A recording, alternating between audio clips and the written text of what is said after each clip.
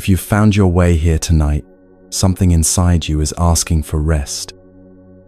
Maybe your mind won't stop spinning with worry. Maybe you're carrying the weight of everyone else's problems on your shoulders.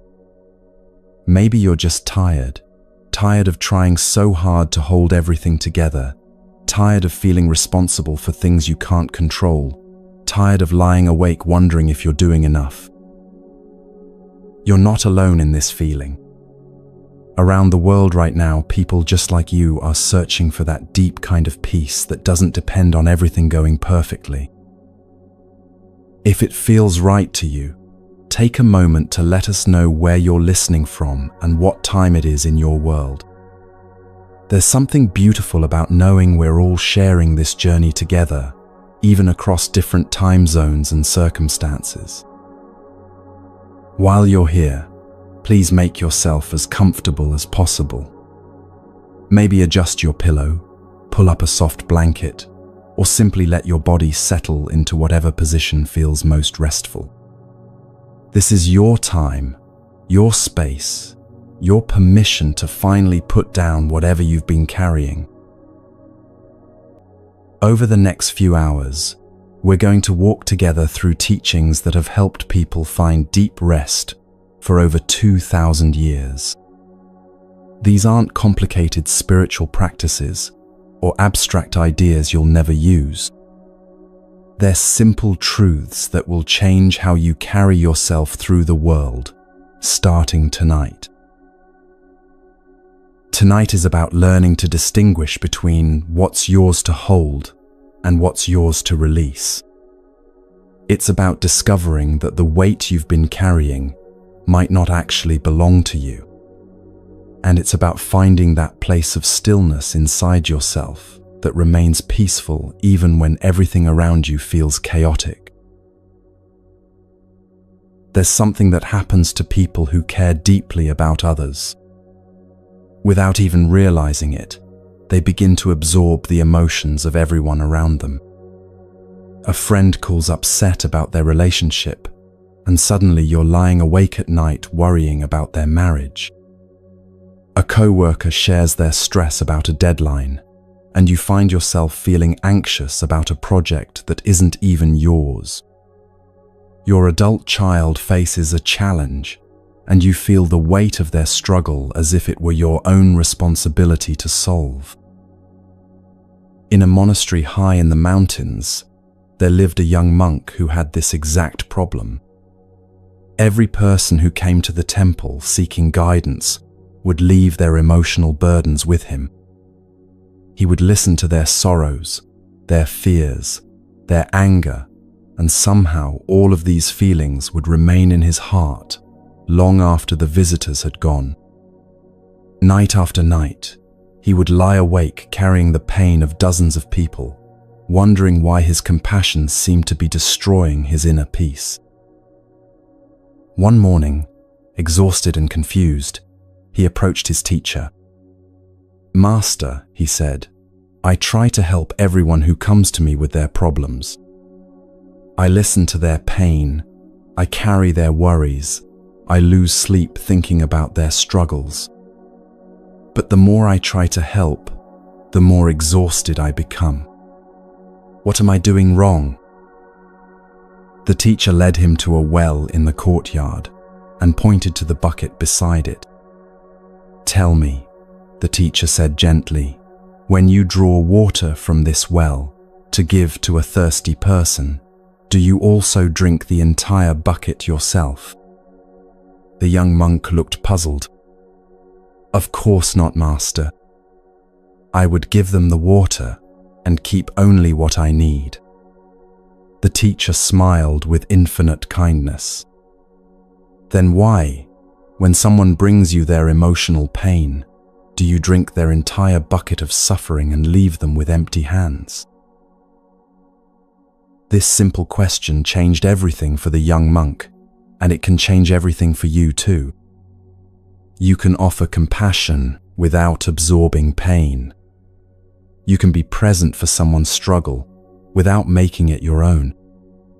You can listen with your whole heart without carrying their burden in your chest when they leave. The well doesn't become empty when it gives water, and your heart doesn't become depleted when it offers love without attachment. This is one of the most profound teachings in Buddhist wisdom, the understanding that true compassion flows freely without creating suffering for the giver. Right now, as you listen to these words, notice if there's a tightening in your chest when you think about someone else's problems. That physical tension is a signal that you might be carrying emotional weight that belongs to them. Your body is incredibly wise. It will always tell you when you've crossed the line from helping to carrying. The Buddhist understanding is beautifully clear about this. Every person has their own path to walk, their own lessons to learn, their own emotional weather to experience. When you try to take that away from them, you're not actually helping. You're interfering with their growth while exhausting your own spirit. It's like trying to breathe for someone else, impossible and harmful to both of you. There's a fundamental difference between empathy and absorption. Empathy allows you to understand and connect with someone's experience.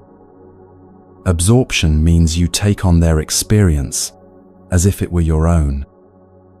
One creates connection and healing, the other creates confusion and depletion. Imagine for a moment that your energy is like sunlight. The sun doesn't deplete itself by shining on flowers. It doesn't become dimmer because it also shines on weeds. It simply radiates its natural warmth and lets each plant respond in its own way. You can offer the same kind of presence to others, warm, steady, available, but not responsible for how they grow. In another village, there was an old woman known throughout the region for her incredible peace.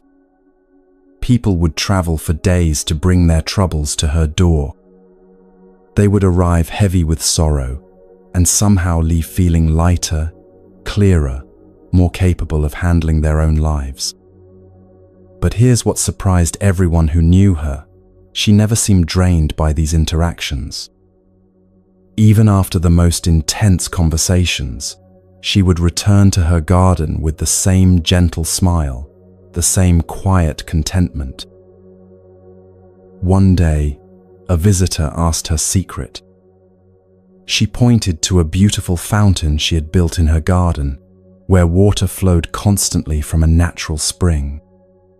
"Watch the water," she said softly. "It flows constantly to whoever needs it. The birds, the flowers, anyone who comes to drink.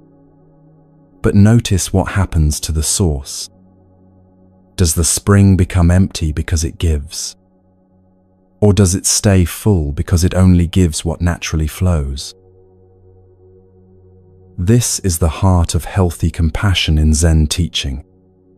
True giving doesn't deplete because it comes from a source that refills itself. But when you try to give what you don't have, when you try to fix what isn't yours to fix, you create suffering for yourself and confusion for others. The spring gives water, not its entire underground source. You can give love, support, and presence without giving away your peace.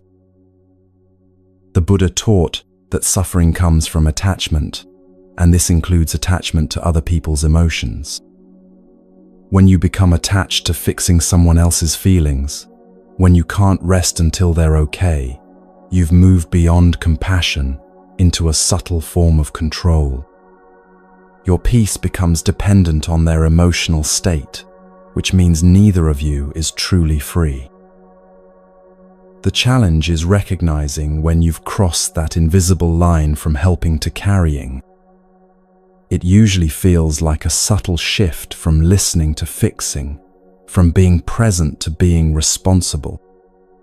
Your body will tell you when this happens. There's a difference between the warm expansion that comes with genuine compassion and the tight, anxious feeling that comes with emotional responsibility that isn't yours. Compassion feels spacious and open. It allows the other person to have their experience without needing to change it. Emotional absorption feels cramped and urgent. It carries an undercurrent of, "This shouldn't be happening," or "I need to fix this." Learning to distinguish between these two feelings is one of the most important skills you can develop. In Buddhist practice, this is called loving detachment, and it sounds contradictory until you experience it. It's actually the most loving thing you can do. When you stop trying to rescue everyone from their feelings, you give them space to develop their own emotional strength. When you stop absorbing their pain, you stay clear enough to offer real wisdom instead of reactive sympathy.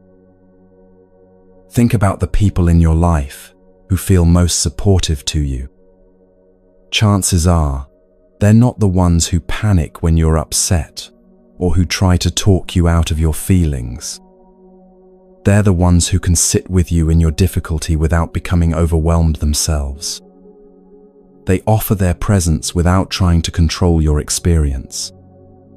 This is what you can learn to offer others.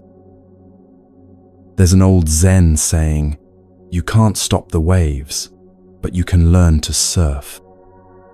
This applies perfectly to emotions, both your own and others.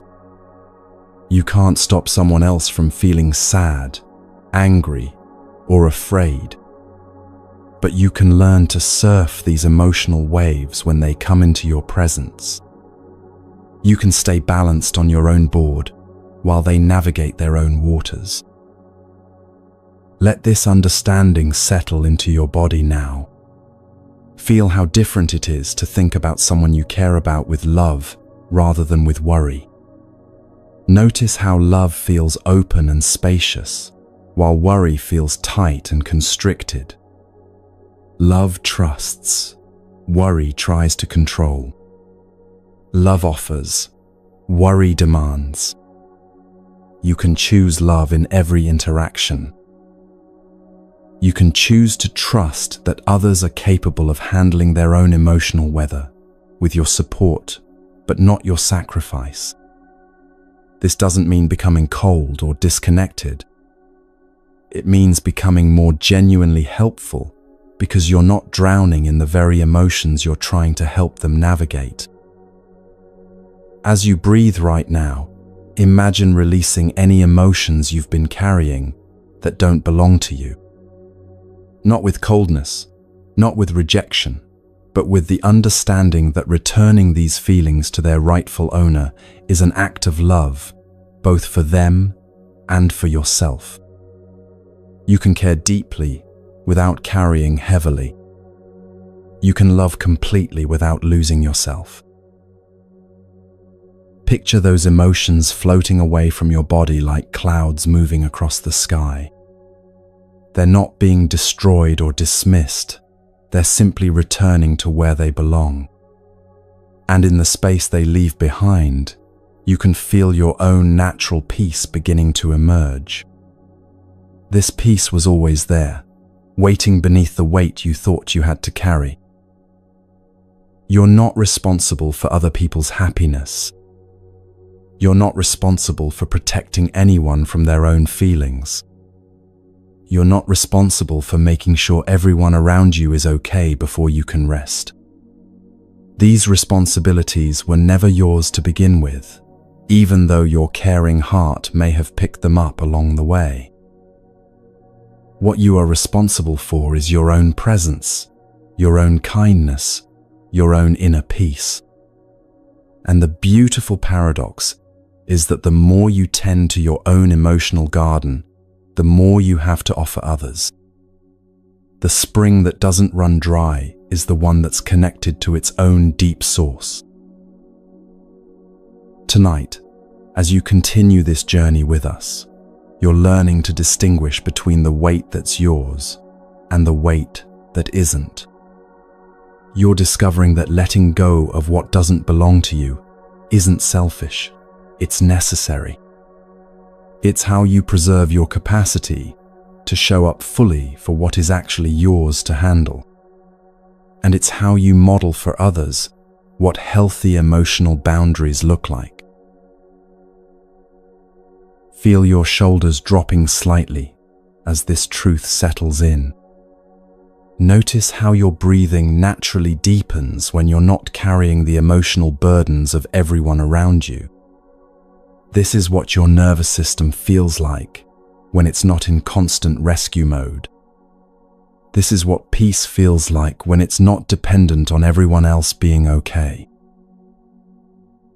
The young monk in our story learned to give water without drinking the whole bucket. The old woman learned to let her compassion flow like a spring without depleting the source. And you're learning right now that the most loving thing you can do is to stop carrying what was never yours to hold.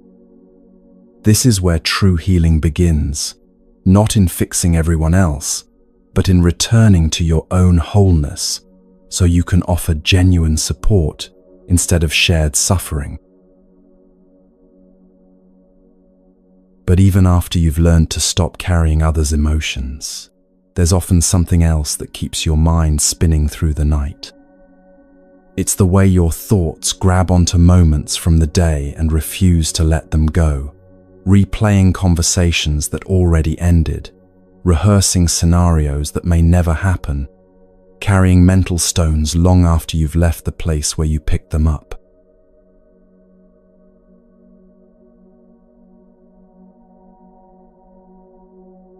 There's a story that's been told in Zen monasteries for centuries about two monks who were traveling together on a long journey. They came to a river where the water was high and the current was strong. Standing at the bank was a young woman in an elegant silk dress, clearly unable to cross without ruining her clothing.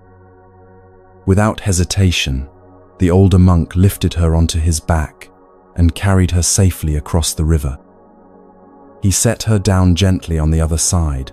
She thanked him gracefully, and the two monks continued on their path. For the next several hours, the younger monk walked in complete silence, his mind churning with agitation. Finally, unable to contain himself any longer, he burst out, "How could you do that? Our vows forbid us from touching women, and yet you picked her up and carried her across the river. How can you call yourself a monk after breaking such a sacred rule?" The older monk looked at his companion with gentle surprise. "I set that woman down hours ago at the river," he said quietly. "Why are you still carrying her?" This simple exchange reveals something we all do constantly, something that steals our peace more effectively than any external circumstance. We encounter a moment, someone says something that bothers us, a situation doesn't go according to plan, a worry enters our thoughts, and then we carry it with us, long after it's passed. We replay conversations that already ended. We rehearse arguments with people who aren't even there. We turn over problems in our minds like stones in our pockets, worn smooth by constant handling, but never actually solved by all that mental friction. The older monk in the story demonstrates something that Buddhist teachers call natural mind, the ability to meet each moment fully, when it arises, respond appropriately to what's actually happening, and then let the moment complete itself. He didn't carry the experience beyond its natural lifespan. His mind stayed clear because he wasn't trying to hold on to something that had already passed. But the younger monk shows us what most of us do most of the time. He took a moment that lasted perhaps 5 minutes and stretched it into hours of internal suffering. He wasn't experiencing the river crossing anymore. That was over and done. He was experiencing his thoughts about the river crossing, his judgments about what had happened, his mental replay of an event that no longer existed anywhere except in his mind. This is what Zen wisdom calls mental carrying, and it's different from the emotional carrying we talked about earlier. Mental carrying is when your thoughts grab onto experiences and refuse to let them pass naturally. It's the difference between experiencing something and thinking about experiencing something. One happens in the present moment and then flows on. The other happens in your head and can go on indefinitely. Right now, as you're listening to these words, you might notice your mind trying to carry something from earlier today. Maybe it's a conversation that didn't go the way you hoped. Maybe it's a mistake you made that you keep replaying. Maybe it's something you saw on the news that's stuck in your thoughts like a thorn. Notice how carrying these mental objects feels in your body. There's usually a subtle tension, a sense of weight, even though the original experience is long gone. The Buddha taught that this kind of mental carrying is one of the primary causes of suffering, and it's completely optional. You don't have to pick up every mental stone. You don't have to carry every conversation beyond the moment it ended. You don't have to react to every thought that crosses your awareness. The river in our story represents the present moment, where things arise and pass away naturally. The younger monk's agitation represents what happens when we refuse to let moments complete themselves. Life is constantly flowing, like that river the monks crossed. Experiences arise, peak, and dissolve in a natural rhythm. But our minds want to dam up certain moments and hold on to them. We replay conversations, worry about future scenarios, and argue with decisions that have already been made. None of this mental activity changes anything about reality, but it steals our peace and keeps us from being fully present to what's actually happening now.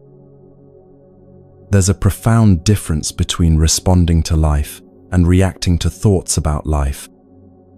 When you respond, you're present with what's actually occurring. When you react, you're often fighting with memories, projections, or mental interpretations that may have very little to do with what's real in this moment. The older monk responded to the woman's actual need. The younger monk reacted to his thoughts about what had happened. Consider how many of your daily stresses come from this mental carrying. How much of your worry is about things that haven't happened yet? How much of your anger is about conversations that ended hours or days ago? How much of your anxiety comes from rehearsing scenarios that may never occur? When you really examine it, you might discover that most of your mental suffering happens not during difficult events, but during the endless mental replay of those events.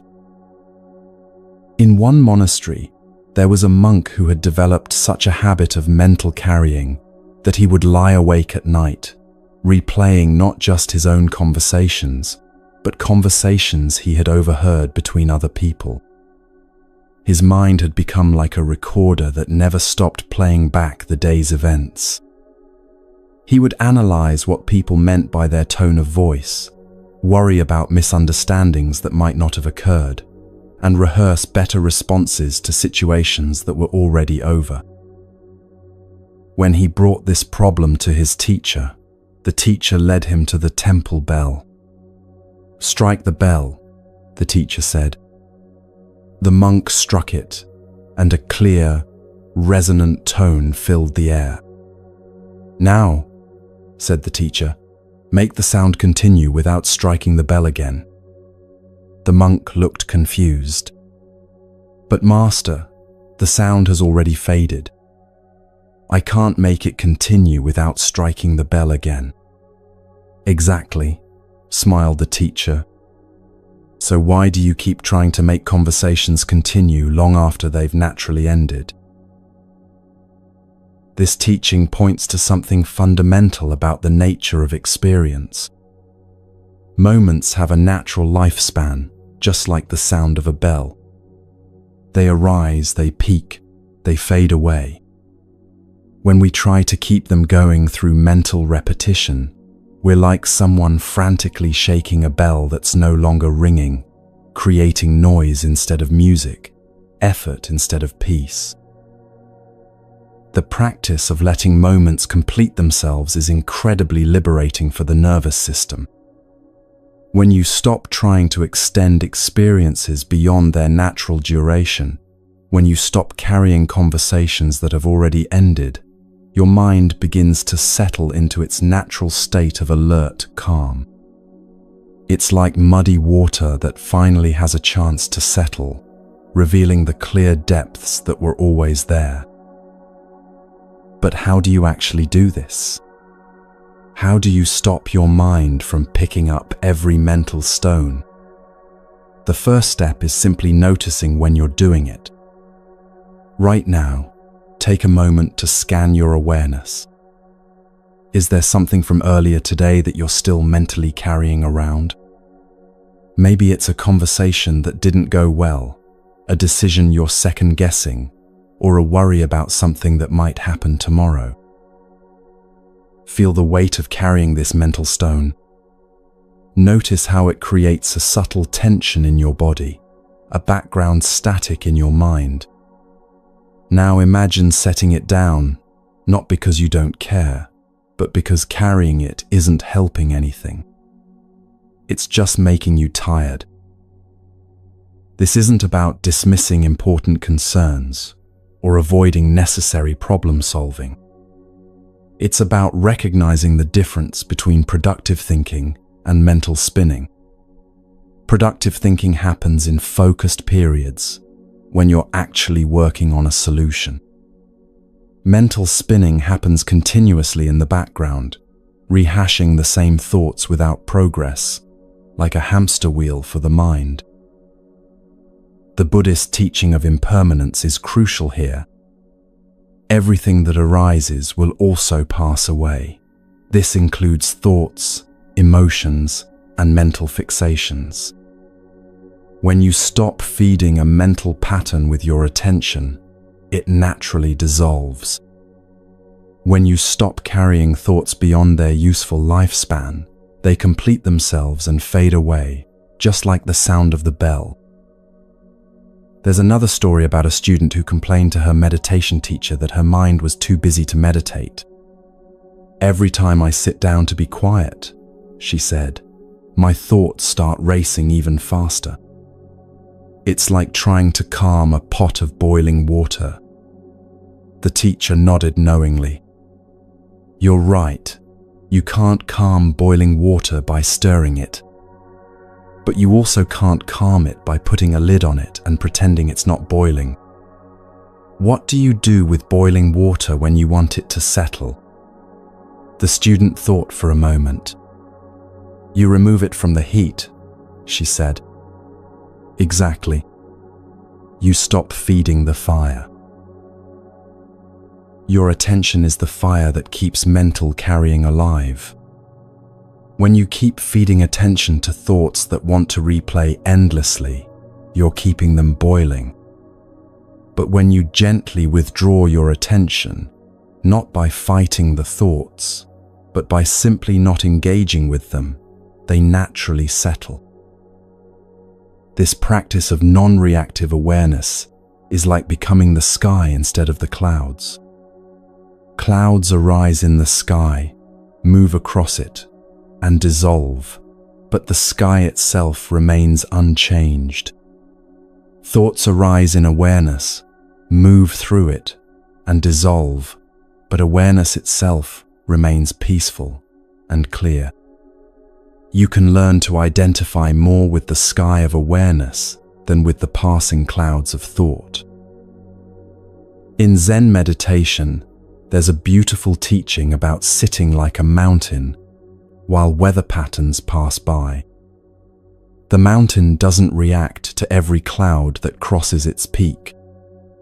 It doesn't argue with the weather or try to control what kind of day it will be. It simply remains stable and present while all kinds of conditions move through the sky above it. Your awareness can learn to be like that mountain, grounded, peaceful, unshaken by the passing weather of thoughts and emotions. This quality of inner stillness isn't something you have to create from scratch. It's what naturally emerges when you stop picking up every mental stone, when you stop carrying conversations beyond their time, when you let moments complete themselves instead of extending them indefinitely in your mind. The stillness was always there, waiting beneath the mental noise. One of the most freeing realizations in Buddhist practice is that you don't have to believe every thought that arises in your mind. Thoughts are not facts. They're mental events that come and go like weather patterns. Some thoughts are useful and deserve your attention. Others are just mental habits, old patterns playing out, or random neural firing. Learning to distinguish between thoughts worth engaging and thoughts worth letting pass is one of the most valuable skills you can develop. The younger monk in our story believed his thoughts about the river crossing were important, urgent, deserving of hours of mental energy. But they were just thoughts, mental interpretations of an event that had already ended. The older monk had the wisdom to let the moment be what it was, and then let it go. He engaged fully when action was needed, and then returned to clear awareness when the action was complete. As you practice this letting go of mental carrying, you might notice that your relationship with time begins to change. Instead of living partially in the past through mental replay and partially in the future through mental rehearsal, you begin to inhabit the present more fully. Time slows down because you're actually experiencing it instead of thinking about it. Moments become richer because you're present for them instead of already moving on to the next mental task. This presence is what creates the space for genuine wisdom to arise. When your mind isn't cluttered with mental stones from the day, when you're not carrying conversations that ended hours ago, there's room for fresh insight, creative solutions, and intuitive understanding. Clarity comes not from thinking harder, but from thinking less, or rather, from thinking more skillfully. Right now, as you feel this understanding settling into your body, notice how your breathing naturally begins to slow down. When the mind stops its constant reacting and carrying, the nervous system gets the message that it's safe to relax. Your shoulders might drop a little. Your jaw might soften. This is what happens when you finally set down the mental stones you've been carrying all day. The practice is simple but profound. When you notice your mind trying to carry something beyond its natural lifespan, gently set it down. When you catch yourself replaying a conversation that already ended, return to the present moment. When you find yourself rehearsing scenarios that may never happen, come back to what's actually here now. It's like training a puppy, gentle, consistent, patient redirection back to the present. Some days this will be easier than others. Some mental stones feel heavier, some patterns run deeper, some habits are more entrenched. That's completely normal. The goal isn't to have a perfectly quiet mind. It's to develop the skill of not being controlled by every thought that arises. Even the Buddha described his mind as sometimes being like a monkey jumping from branch to branch. The The difference is that he learned not to jump with it. As you continue to practice this throughout your day, you'll begin to notice how much energy you have when you're not constantly carrying mental weight.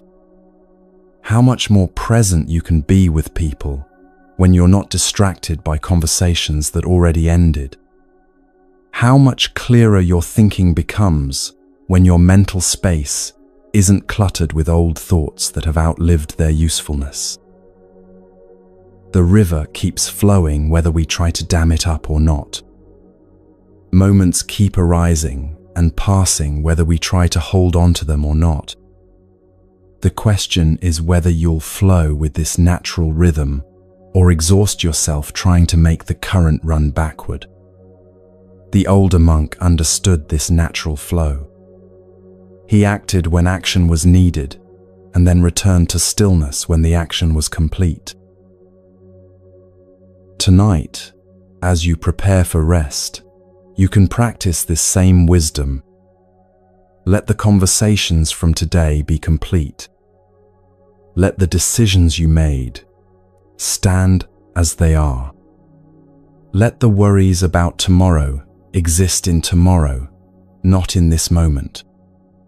Set down the mental stones one by one, not because the concerns aren't real, but because carrying them through the night won't solve them.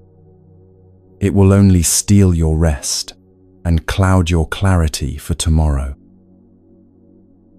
Feel yourself becoming more like that mountain, stable, present, unshaken by passing mental weather. The thoughts can come and go like clouds across the sky of your awareness, but you remain centered, clear, at peace. This is your natural state when you're not mentally carrying what has already passed or what has not yet arrived. The older monk set the woman down at the river and walked on in peace. You can set down whatever you've been carrying and rest in the same kind of natural freedom. This moment is complete in itself. This breath is enough. This awareness, clear and spacious, is your true home.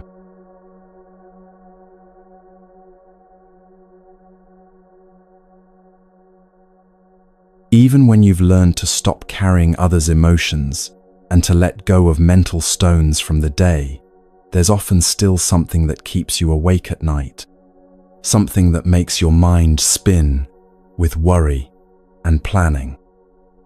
It's the deep need to know how things will turn out, the attachment to having life go according to your plans, the fear that if you don't control every variable, everything will fall apart. This is perhaps the most human of all struggles, the desire for certainty in an uncertain world. We make plans, set goals, work toward outcomes, and then suffer when reality takes a different path than the one we carefully mapped out. We form expectations about how people should behave, how situations should unfold, how our efforts should be rewarded, and then we're disappointed when life refuses to follow our script. There's a story that's been told for over 1,000 years about a farmer who lived in a small village near the mountains. One day, his only horse broke through the fence and ran away into the wild hills. All the neighbors came to express their sympathy. "What terrible luck," they said, shaking their heads in dismay. But the farmer simply looked at them with calm eyes and replied, "Maybe so, maybe not. We'll see." The next morning, the farmer woke to find that his horse had returned, and with it came 3 wild horses that had followed it back to the farm. The neighbors hurried over to celebrate this unexpected good fortune. "How wonderful," they exclaimed. "What amazing luck you have." Again, the farmer responded with the same quiet equanimity. "Maybe so, maybe not. We'll see." The following week, while trying to tame one of the wild horses, the farmer's son was thrown from its back and broke his leg badly. Once again, the neighbors gathered to offer their condolences. "How awful," they said. "Such misfortune after your recent good luck." The farmer helped his son into the house and then turned to his neighbors with the same peaceful expression. "Maybe so, maybe not. We'll see." A few days later, military officials came through the village, conscripting all the able-bodied young men to fight in a war that had broken out with a neighboring region. They took every healthy son from every family in the village, except for the farmer's boy, who was passed over because of his broken leg. The neighbors, now understanding the deeper wisdom they had witnessed, came to marvel at what seemed like incredible fortune. But the farmer, tending to his son's healing leg, simply nodded and said what he had always said: "Maybe so, maybe not. We'll see." This story illustrates one of the most profound teachings in all of Buddhist philosophy: the understanding that our immediate judgments about whether events are good or bad, fortunate or unfortunate, are often based on incomplete information. The farmer had learned to hold outcomes lightly, to engage fully with whatever arose without wasting energy, deciding whether reality was matching his preferences. The neighbors in the story represent how most of us move through life, constantly evaluating, constantly judging, constantly deciding whether what's happening should be celebrated or mourned. But this constant mental evaluation is exhausting, and it's often based on a very limited view of how events connect to each other over time. What looks like disaster in the moment may be redirection towards something better. What seems like good fortune may carry hidden challenges. The truth is, we rarely know in the moment what the larger meaning of an event will turn out to be. The farmer's wisdom wasn't indifference or passivity. He still cared for his animals, still worked his land, still tended to his son when he was injured. But he had learned something that most people never learn: how to participate fully in life without attaching his peace to specific outcomes. He engaged completely with what was in front of him while remaining open to whatever might unfold next.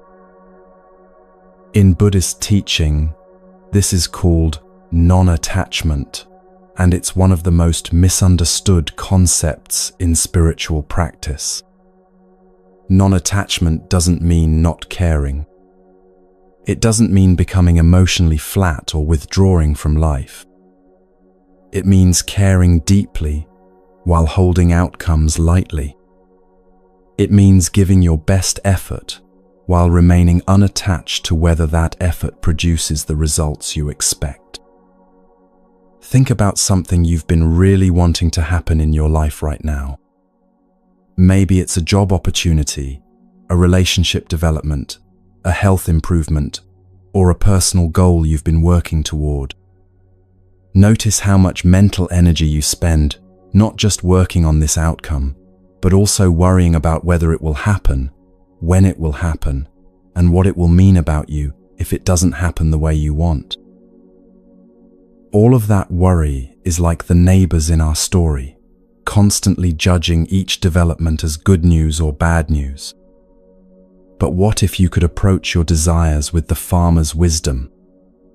You could still work toward what you want, still hope for positive outcomes, still take constructive action. But you could also cultivate the inner flexibility to trust that whatever unfolds will bring its own opportunities and lessons, even if they're not the ones you originally planned for. There was once a potter who had spent months creating what she believed would be her masterpiece, an intricate vase with delicate patterns that represented the culmination of years of skill development.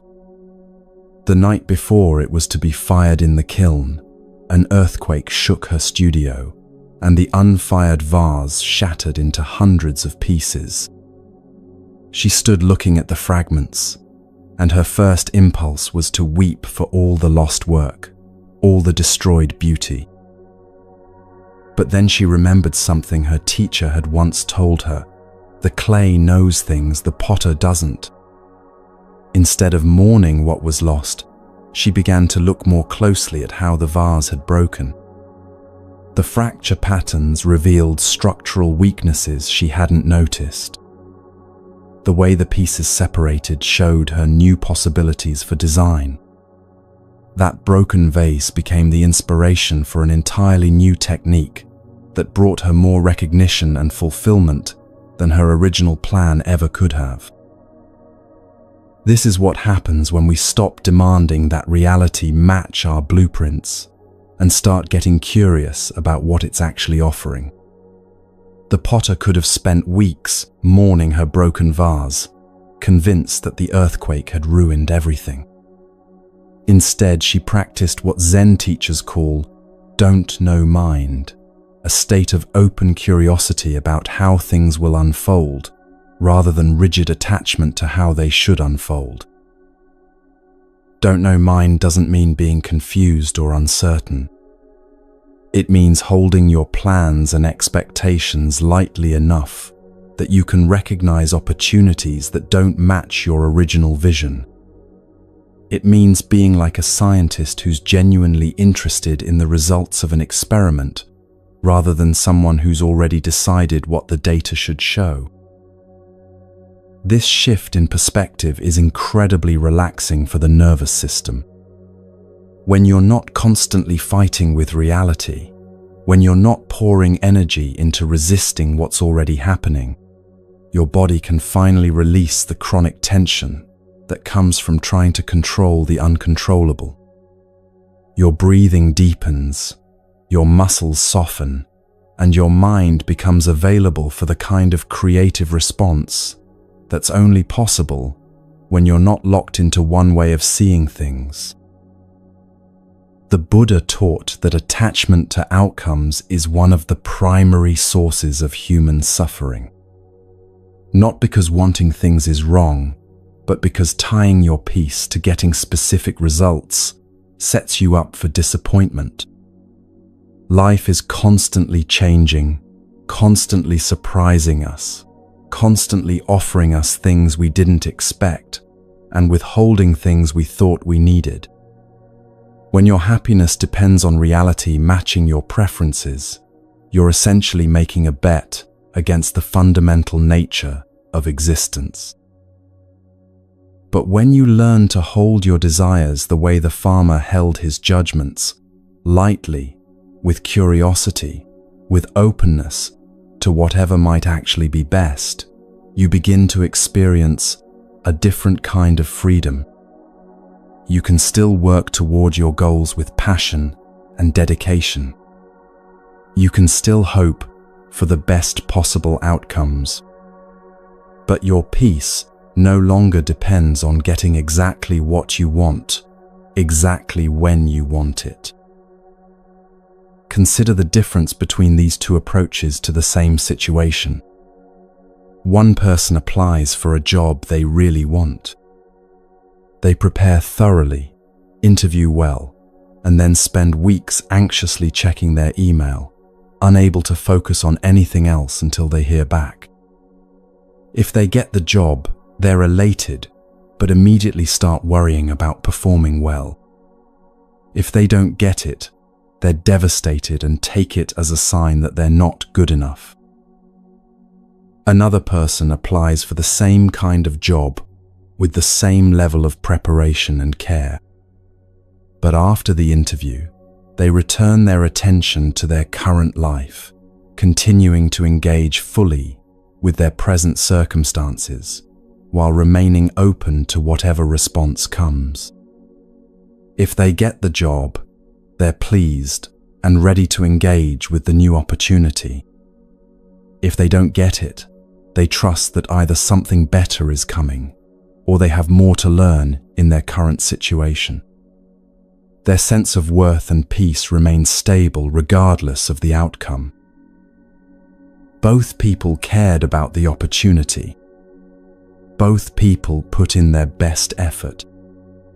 But only one of them suffered during the waiting period, and only one of them would suffer if things didn't go according to plan. The difference wasn't in how much they cared, it was in how they held their caring.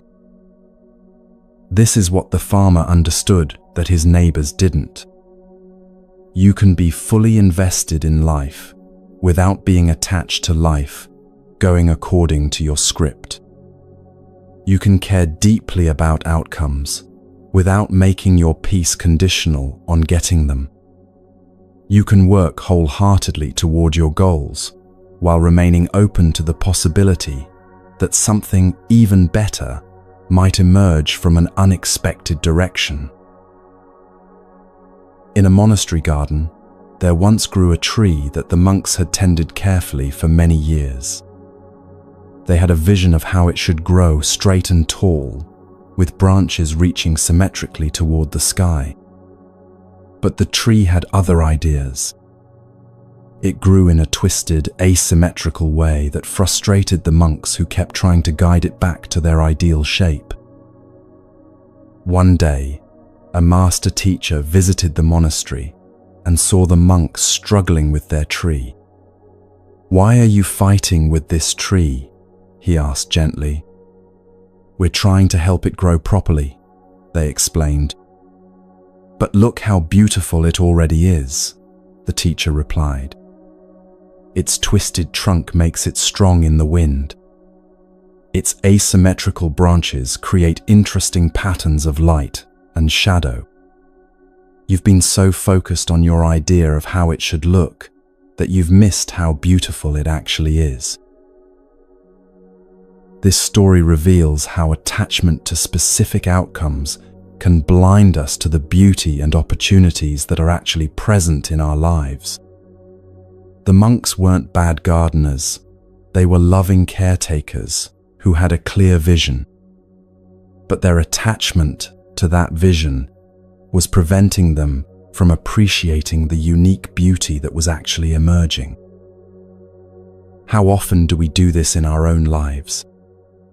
How often do we miss the gifts that are actually being offered because we're so focused on the gifts we think we should be receiving? How much beauty do we overlook because it doesn't match our preconceived notions of how our lives should unfold? The practice of releasing attachment to outcomes begins with recognizing how much energy you're currently putting into trying to control things that are ultimately beyond your control. You can control your effort, your attitude, your response to what happens. But you can't control other people's decisions, market conditions, timing, or the countless variables that determine how your efforts will be received by the world. When you try to control these uncontrollable factors, you create a constant state of tension in your nervous system. It's like trying to steer a boat by gripping the ocean itself instead of working with the wind and currents. The ocean will do what it does regardless of how tightly you grip it, but the gripping will exhaust you and make you less effective at actually navigating. Right now, as you're listening to these words, you might be able to feel some of that tension in your body. Maybe it's in your shoulders, where you've been carrying the weight of trying to make things happen on your timeline. Maybe it's in your jaw, clenched from the effort of trying to control outcomes through willpower. Maybe it's in your chest, tight from holding your breath while waiting for life to give you what you think you need. Take a moment to breathe into those tense places. Imagine releasing the grip you've been holding on your expectations. Not because you're giving up on your dreams, but because you're learning to hold them the way you would hold a butterfly, gently, with open hands, allowing it the freedom to land or fly as its nature dictates. This doesn't mean becoming passive or stopping your efforts toward meaningful goals. The farmer in our story didn't stop farming just because he couldn't control the weather. The potter didn't stop making ceramics just because one piece broke. They continued to engage fully with their work, while remaining unattached to having that work produce only the results they originally envisioned. There's a beautiful paradox in this teaching. When you stop being attached to specific outcomes, you often become more effective at achieving positive results. This happens because non-attachment frees up the mental and emotional energy that was being consumed by worry, control, and resistance. That energy becomes available for creativity, intuition, and responsive action. Non-attachment also makes you more resilient when things don't go according to plan. Instead of seeing setbacks as failures, you begin to see them as information. Instead of wasting energy on disappointment, you can quickly redirect your efforts toward new possibilities. Instead of taking unexpected outcomes personally, you can remain curious about what they might be pointing you toward. The farmer's repeated response, "Maybe so, maybe not, we'll see," represents a profound trust in the unfolding of life. It's not fatalism or resignation. It's an active faith that reality often knows things we don't. It's the wisdom to recognize that our perspective is always limited, our timeline is always impatient, and our preferences are often based on incomplete information. As you practice holding your desires more lightly, you might notice that your relationship with time begins to change. When you're not constantly trying to force outcomes to happen on your schedule, you can settle into the natural rhythm of how things actually unfold. You become less rushed, less anxious about timing, more able to appreciate the process rather than fixating on the destination. This shift also transforms how you relate to other people. When you stop needing them to behave in specific ways for you to be happy, you can love them more freely. When you release your attachment to how they should respond to your efforts, you can give more generously. When you stop trying to control their choices, you can enjoy their company without the underlying tension of unmet expectations. Tonight, as you prepare for rest, you can practice this same wisdom with your own life. Instead of lying awake worrying about whether your efforts will produce the results you want, you can trust that whatever unfolds will carry its own gifts and opportunities. Instead of trying to mentally control tomorrow's events, you can rest in the understanding that your job is to show up fully for whatever tomorrow actually brings. Feel yourself relaxing into this trust, the way the farmer relaxed into his "maybe so, maybe not." Your dreams and goals can remain important to you without controlling you. Your hopes can remain alive without making you anxious. Your efforts can remain wholehearted without attachment to their outcomes being exactly what you expect. This is the freedom that comes from working with life instead of against it. This is the peace that emerges when you stop demanding that reality, submit to your preferences, and start dancing with whatever music is actually playing.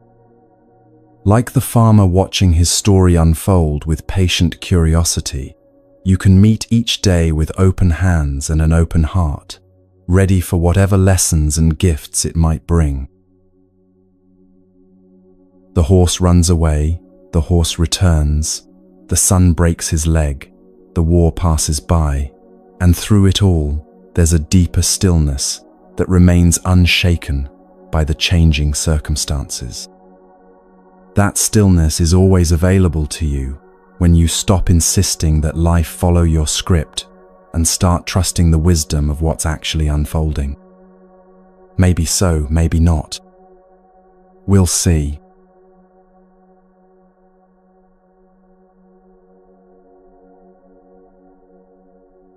Even when you've learned to stop carrying others' emotions, to release mental reactivity, and to hold outcomes lightly, there's often still something that weighs on your heart in the quiet moments before sleep.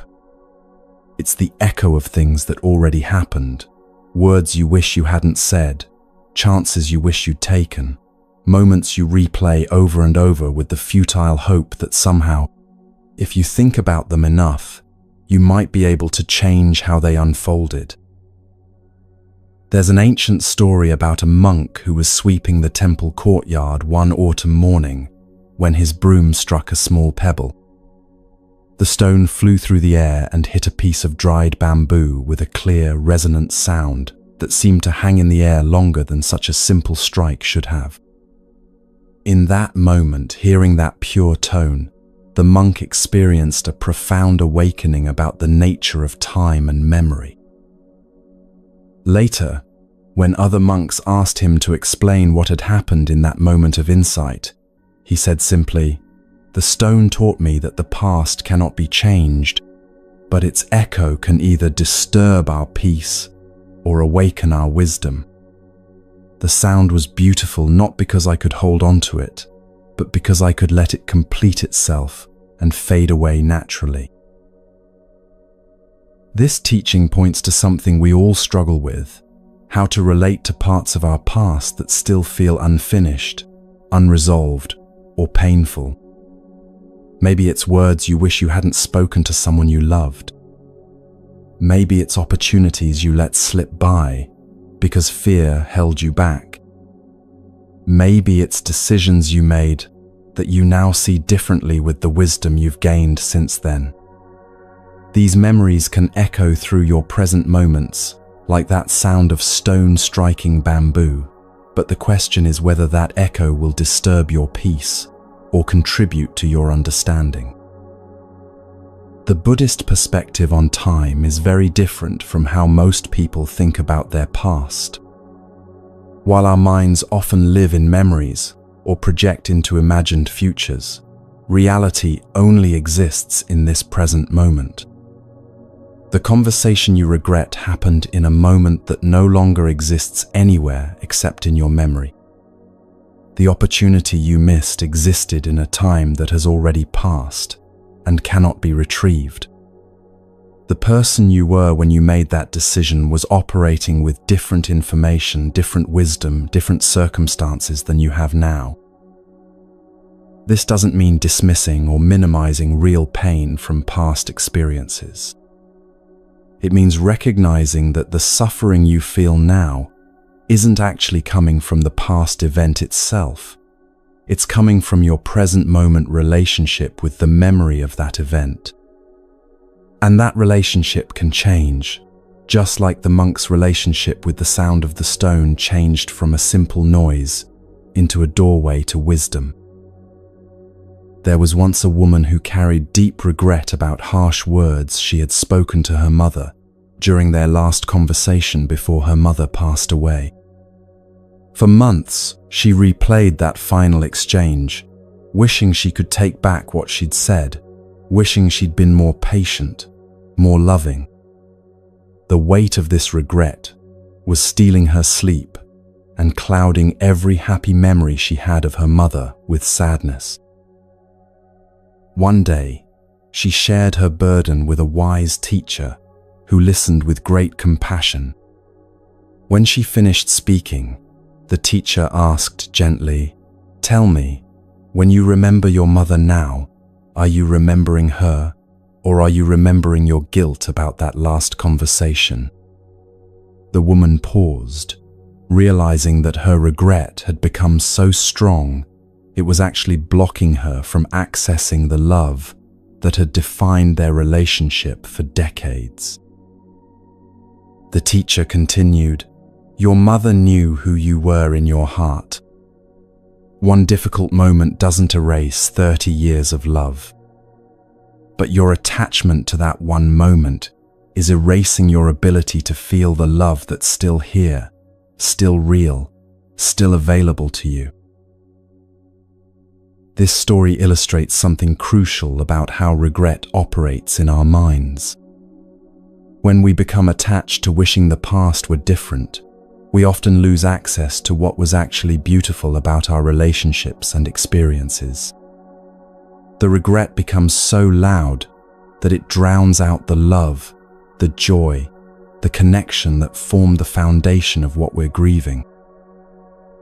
The Buddha taught that suffering comes not from what happened, but from our attachment to wishing it had happened differently.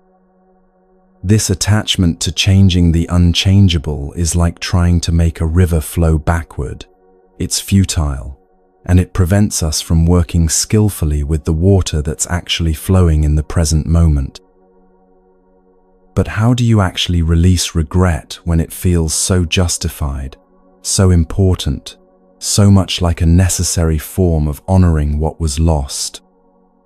The first step is understanding the difference between healthy remorse and destructive regret.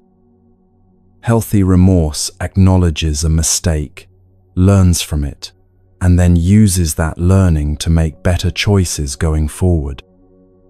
Destructive regret keeps replaying the mistake without any constructive purpose, creating suffering in the present without changing anything about the past. Right now, think about something from your past that still weighs on your heart. Notice how it feels in your body when you remember it. Is there a tightness in your chest? A heaviness in your stomach?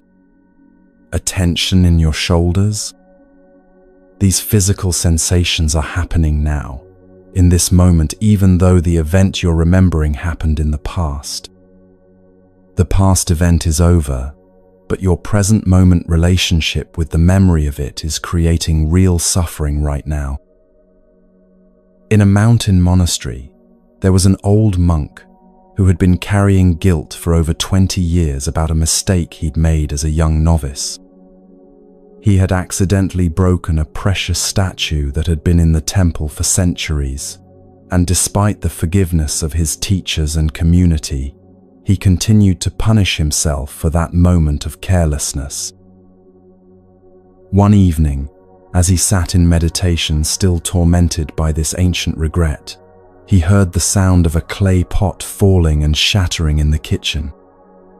Instead of continuing his meditation, he went to see what had happened and found a young monk standing amid the fragments, tears streaming down his face. "I'm so sorry, elder brother," the young monk said. "I've ruined everything. I'll never forgive myself for being so clumsy." Looking at this young monk's pain, the elder suddenly saw his own 20 years of self-punishment with startling clarity. He realized that his attachment to his past mistake hadn't honored the broken statue or made him a better monk. It had simply created 2 decades of unnecessary suffering. In that moment, he felt both his own regret and his compassion for the young monk dissolve into a deeper understanding. "Brother," he said gently, kneeling to help gather the fragments, "this pot served its purpose beautifully until this moment. Now its purpose is complete, and ours is to clean up mindfully and continue serving with whatever pots remain. The pot doesn't need our guilt to honor what it gave us. It needs our gratitude and our attention to what's still here to be cared for." This teaching reveals something profound about the nature of guilt and regret.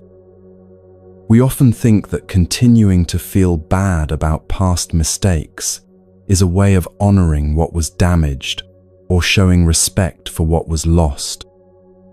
But guilt doesn't resurrect broken statues or repair damaged relationships. It only creates more suffering in the present moment, while blocking our ability to serve life more skillfully going forward. The monk's realization points to what Buddhist teachers call the difference between holy remorse and neurotic guilt. Holy remorse feels the genuine sadness of a mistake, learns whatever lessons are available, and then channels that learning into more conscious action. Neurotic guilt replays the mistake endlessly without any constructive purpose, like a broken record that can't move on to the next song. One of the most liberating insights in Buddhist practice is recognizing that the person who made that past mistake was not exactly the same person you are now. You've learned things since then, grown in wisdom, developed new capacities for compassion and awareness. The version of you that exists in this moment has insights and skills that weren't available to the version of you who made that decision in the past.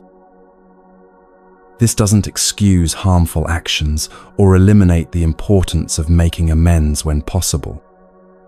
It simply recognizes that identity is fluid, that people grow and change, and that holding your current self hostage for the actions of a previous version of yourself often prevents the very growth that would help you avoid similar mistakes in the future.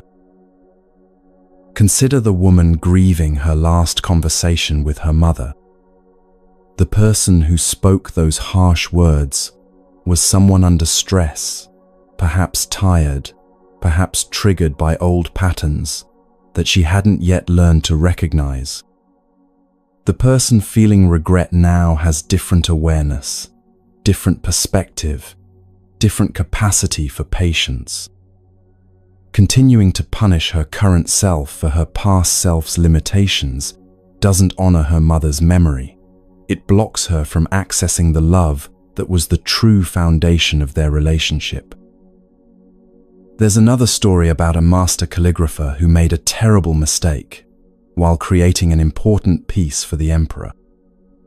Instead of starting over or trying to cover up the error, he incorporated the mistake into the design, turning it into the most beautiful element of the entire piece. When asked how he had transformed an error into art, he replied, "I stopped fighting with what had already been written and started working with what was actually on the page." This is one of the most practical teachings about dealing with regret. You can't erase what's already been written in the story of your life, but you can choose how to work with what's actually on the page. You can let past mistakes become sources of wisdom, compassion, and humility. You can allow the pain of regret to soften your heart toward others who are struggling with their own imperfections. Many people find that their deepest regrets, when finally released, become the foundation of their greatest compassion. The parent who was too harsh with their children becomes an advocate for gentle parenting. The person who was judgmental in their youth becomes a source of acceptance for others' struggles. The one who made selfish choices learns to give more generously. The regret, when transformed through understanding rather than prolonged through guilt, becomes a teacher rather than a tormentor. But what about situations where you can't make direct amends? What about regrets involving people who have died, relationships that have ended, or opportunities that can never return? In these cases, the practice becomes one of what Buddhists call merit dedication, taking the lessons learned from your regret and using them to serve life more skillfully in whatever ways are available to you now. The woman who regretted her last conversation with her mother could honor that regret by becoming more patient with other people in her life. The monk who broke the statue could let his mistake teach him to move more mindfully through the world. The opportunities you didn't take could become wisdom that helps you recognize and embrace the opportunities that are still coming your way. This transformation of regret into wisdom requires a fundamental shift in how you relate to your past mistakes. Instead of seeing them as evidence of your unworthiness or permanent character flaws, you begin to see them as part of your education in being human. Instead of using them to justify ongoing self-punishment, you let them teach you how to love more skillfully, act more consciously, and respond more wisely to whatever challenges arise in the present. Right now, as you're listening to these words, you might notice that some of the physical tension you are holding around your regrets has begun to soften. This happens naturally when you stop using your energy to fight with what's already written and start using it to write what comes next. The nervous system can finally relax when it's no longer trying to change the unchangeable. There's a beautiful practice in Zen tradition called just sitting with what is. When regret arises, instead of immediately trying to fix it, analyze it, or push it away, you simply sit with it. You feel the sadness without trying to justify it. You acknowledge the mistake without adding layers of self-judgment. You let the regret be present without letting it define who you are in this moment. Often, when regret is met with this kind of gentle awareness instead of resistance or self-attack, it naturally transforms. The guilt dissolves into sadness, the sadness releases into acceptance, and the acceptance opens into compassion, both for yourself and for others who are carrying similar burdens. This doesn't happen overnight, and it doesn't mean you'll never feel sad about past mistakes again. It means you stop adding unnecessary suffering to inevitable sadness. You let the natural grief of human imperfection flow through you without creating a permanent residence for guilt and self-punishment. As you prepare for rest tonight, you can practice this gentle awareness with whatever regrets you've been carrying. Instead of trying to resolve them once and for all, you can simply acknowledge them with the same compassion you would offer a friend who was struggling with similar feelings. You can honor what was lost or damaged without demanding that your present moment peace be sacrificed on the altar of unchangeable past events. Feel the echo of that stone striking bamboo, clear, complete, naturally fading into silence. Your past experiences can echo through your awareness in the same way, offering their lessons without demanding that you live forever in their shadow. The sound completes itself and fades, and in that fading, space opens for whatever wants to arise next. Tonight, let your regrets complete themselves like that sound completing itself. Let them offer their wisdom and then fade into the spaciousness of this present moment, where your life is still being written, where your love can still be expressed, where your learning can still serve the world in ways that honor both what was lost and what remains possible. The past has taught you what it came to teach. Now let it rest, so that you can rest too, knowing that the person you've become through your mistakes is more compassionate, more wise, more deeply human than the person you would have been without them. This is the gift that regret offers when it's finally allowed to transform from burden into teacher, from weight into wisdom.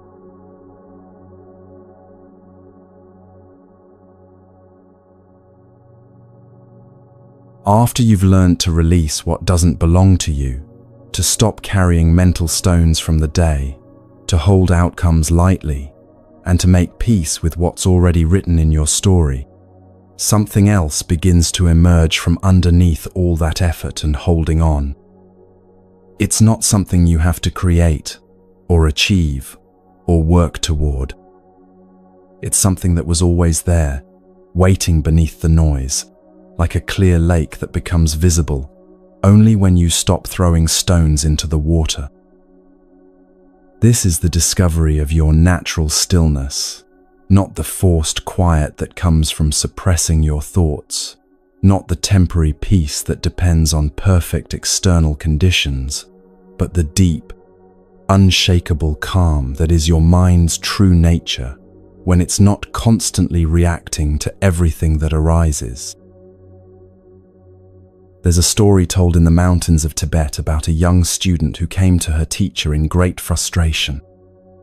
"Master," she said, "I've been trying to meditate for months, but my mind is like a wild horse that refuses to be tamed.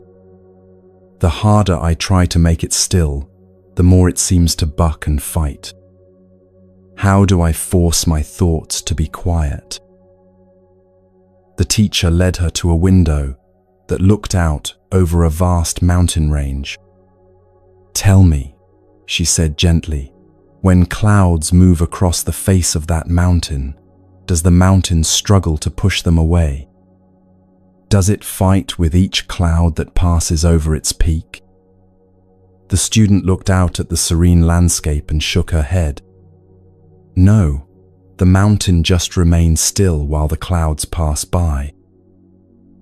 "And yet," the teacher continued, "does the mountain become less of a mountain because clouds cross its face? Is it diminished when weather moves through the sky above it?" Again, the student shook her head. "The mountain remains exactly what it is, completely unaffected by whatever passes over it." The teacher smiled with infinite patience. "Your awareness is like that mountain. Thoughts arise and pass like clouds, emotions move through like weather patterns, but the awareness that notices them remains unchanging, unshaken, naturally still. You don't need to fight the clouds. You only need to remember that you are the mountain, not the weather." This teaching points to something revolutionary about the nature of meditation and inner peace. Most people approach stillness like they're trying to create something that doesn't exist, when actually they're trying to uncover something that's always been there. Your natural stillness isn't something you manufacture through effort. It's what remains when you stop adding layers of reaction, resistance, and mental commentary to whatever arises in your experience. In Buddhist understanding, this awareness that remains constant beneath all changing experiences is what we truly are. The thoughts come and go, the emotions rise and fall, the sensations appear and disappear, but the awareness that witnesses all of this remains steady, clear, and naturally peaceful. When you begin to identify more with this witnessing awareness than with the changing content of your experience, you discover a kind of peace that doesn't depend on anything external being a particular way. Think about it this way. Right now, as you're listening to these words, there's a part of you that's aware of the sound of the voice, aware of any thoughts that arise in response, aware of how your body feels, aware of the space around you. That awareness itself isn't struggling or grasping or trying to be different than it is. It's simply present, spacious, naturally calm. This is what meditation helps you recognize and rest in more consistently. But many people misunderstand what meditation is supposed to accomplish. They sit down expecting to achieve a state of no thoughts, or to feel blissful, or to solve their problems through spiritual practice. When their minds continue to generate thoughts, when difficult emotions arise, when they don't feel immediately peaceful, they conclude that they're doing it wrong. There was once a monk who sat by a muddy pond every day, trying to make the water clear through the force of his concentration. He would stare at the murky water, willing it to become transparent, growing more frustrated each day when his efforts seemed to have no effect. Other monks would pass by and see him sitting there, his face tense with effort, his body rigid with trying. One morning, an older monk sat down beside him. "Brother," he said kindly, "what are you doing here?" The younger monk explained his daily practice of trying to clear the water through concentration. The elder nodded thoughtfully and then said, "Watch what happens when you simply stop stirring the mud." For the first time in months, the younger monk stopped trying to actively clear the water and simply sat quietly beside the pond. Within minutes, the particles that had been churning in the water began to settle on their own. The water gradually became clear and still, not through any effort on his part, but simply because he had stopped disturbing it. This is exactly how meditation works with the mind. The clarity and stillness you're seeking aren't created by your effort. They're revealed when you stop stirring up mental activity through constant reaction and resistance.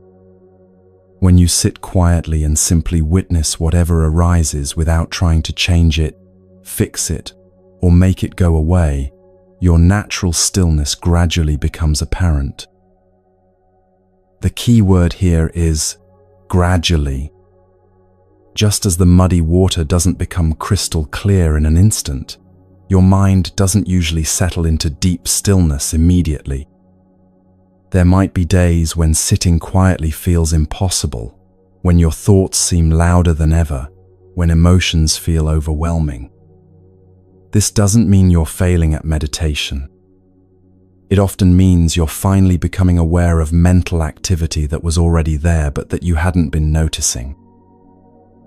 In Zen practice, there's a beautiful saying, "You are perfect as you are, and you could use a little improvement." This seemingly contradictory statement points to something important about spiritual practice.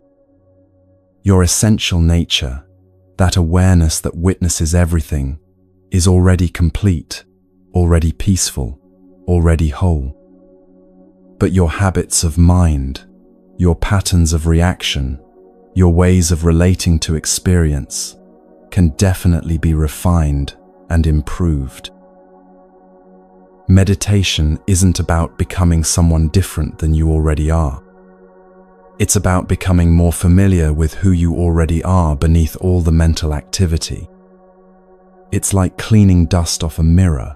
The mirror's capacity to reflect clearly was always there, but the dust was obscuring it. Your natural stillness is like that mirror's reflective nature, always present, sometimes hidden, but never actually damaged or lost. This understanding can be incredibly relieving for people who have struggled with meditation or who feel like they're not spiritual enough to access deep peace. You don't need to be in a monastery. You don't need to sit in perfect posture for hours. You don't need to have profound mystical experiences. You only need to practice recognizing the stillness that's already here, like learning to notice the sky behind the clouds. Right now, even as your mind might be generating thoughts about what you're hearing, there's a deeper stillness that's aware of those thoughts. Even if emotions are present, there's a calm awareness that notices those emotions without being overwhelmed by them. Even if your body feels restless or uncomfortable, there's a spacious presence that can hold that restlessness with patience and kindness. This is what Buddhist teachers mean when they talk about non-dual awareness, the recognition that you are not separate from the peace you're seeking. You are the peace, temporarily confused about your own nature, like the sky temporarily forgetting that it's not actually made of clouds. In a forest monastery, there was a meditation hall where students would sit for hours in silence. One student noticed that there was always a barely audible humming sound in the hall, so subtle that she only became aware of it during the deepest moments of quiet. At first, she found it distracting and wondered what was causing it. Over time, she realized that the humming had always been there. She had simply been too caught up in louder mental noise to hear it. One day, she asked her teacher about this background sound. The teacher smiled and said, "That's the sound of the building settling, the air moving, life itself breathing. It was always there, but your mind had to become quiet enough to notice it. This is how it is with your natural stillness. It's always humming in the background of your experience, but you have to become still enough to hear it."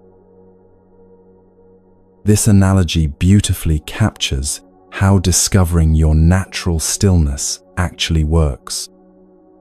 It's not about creating something new, but about becoming quiet enough to notice what was always there. The stillness isn't hiding from you. You've just been too busy to feel it. It's not absent during difficult times. You've just been too caught up in the difficulty to remember it's there. The practice, then, becomes very simple. Instead of trying to force your mind into stillness, you learn to rest in the awareness that's already still. Instead of fighting with thoughts and emotions when they arise, you practice remaining as the spacious awareness that can hold them all without being disturbed. Instead of seeking peak experiences or special states, you learn to appreciate the ordinary miracle of consciousness itself. This shift from doing meditation to being meditation is one of the most important transitions in spiritual practice. When you're doing meditation, you're using techniques to try to achieve certain states. When you're being meditation, you're simply resting in your natural state of aware presence. Both approaches have their place, but being meditation is where the deepest peace is found. As you're listening right now, you can experiment with this being meditation. Instead of trying to concentrate on these words or control your thoughts about them, simply rest in the awareness that's already here, already listening, already present. Notice how this awareness doesn't strain or struggle or try to be anywhere other than where it is. It's naturally relaxed, naturally open, naturally still. This is what the mountain in our earlier story represents. Not a cold, dead stillness, but a vibrant, alive presence that remains unshaken while allowing all of life to move through and around it. Your natural stillness has this same quality. It's not the stillness of a rock, but the stillness of space itself, infinitely open, completely allowing, totally at peace with whatever appears within it. When you begin to rest more consistently in this natural stillness, several things start to happen. First, you become less reactive to external circumstances because you're less identified with the mental and emotional reactions that arise. You still feel emotions, but you don't become them. You still have thoughts, but you don't become lost in them. You remain centered in the stillness while allowing everything else to come and go freely. Second, you develop what Buddhists call equanimity, a kind of balanced responsiveness to life that doesn't swing between extremes of elation and despair. From the perspective of natural stillness, both pleasant and unpleasant experiences are seen as temporary weather patterns moving through the sky of awareness. You can appreciate the beautiful ones without clinging to them, and endure the difficult ones without being overwhelmed by them. Third, you begin to trust yourself in a deeper way. When you know that there's a place of stillness within you that can't be damaged by external circumstances, You feel more confident about facing whatever life brings. You stop looking to the outside world to provide you with peace, because you've discovered the peace that's built into your very nature. There's an old Zen story about a student who asked her teacher, "How do I maintain this stillness when I leave the meditation hall and go back into the busy world?" The teacher replied, "Do you think the sky stops being the sky when it's full of clouds? Does space become less spacious when it's filled with objects? Your stillness doesn't disappear when your life gets busy. You just forget to notice it's there." This is perhaps the most practical teaching about natural stillness. It's always available, regardless of what's happening around you or within you. The mother caring for a crying baby can access it. The person dealing with work stress can find it. The individual facing illness or loss can rest in it. It's not dependent on external, quiet, or perfect circumstances. It's the background of all experience, as available in chaos as it is in silence. As you feel this understanding settling into your body, you might notice that your breathing has naturally slowed and deepened. This happens spontaneously when you stop trying to control your experience and start resting in the awareness that's already at peace with whatever is arising. Your nervous system recognizes this as a return to your natural state and begins to relax accordingly. Tonight, as you prepare for sleep, you can practice resting in this natural stillness. Instead of trying to make your mind empty or force yourself to feel peaceful, you can simply notice the awareness that's already here, already at rest, already complete. Let your thoughts come and go like clouds across the sky of your consciousness. Let your emotions rise and fall like waves on the ocean of your being. And rest in the knowing that you are not the clouds or the waves. You are the sky and the ocean, vast, still, and completely at peace with whatever moves through you. This natural stillness is your birthright, your true nature, the ground of your being. It doesn't need to be earned or achieved or maintained through constant effort. It only needs to be remembered, like the mountain remembering that it remains unmoved while clouds pass over its peaks. You are that mountain, and your peace is as natural and unshakable as stone reaching towards sky. In this stillness, there's no problem to solve, no state to achieve, no person to become. There's only this awareness, aware of itself, consciousness resting in its own nature, the simplest and most profound thing in existence. This is what you've been seeking in all your searching, and it was never farther away than your next breath, your next moment of simply being present to what is.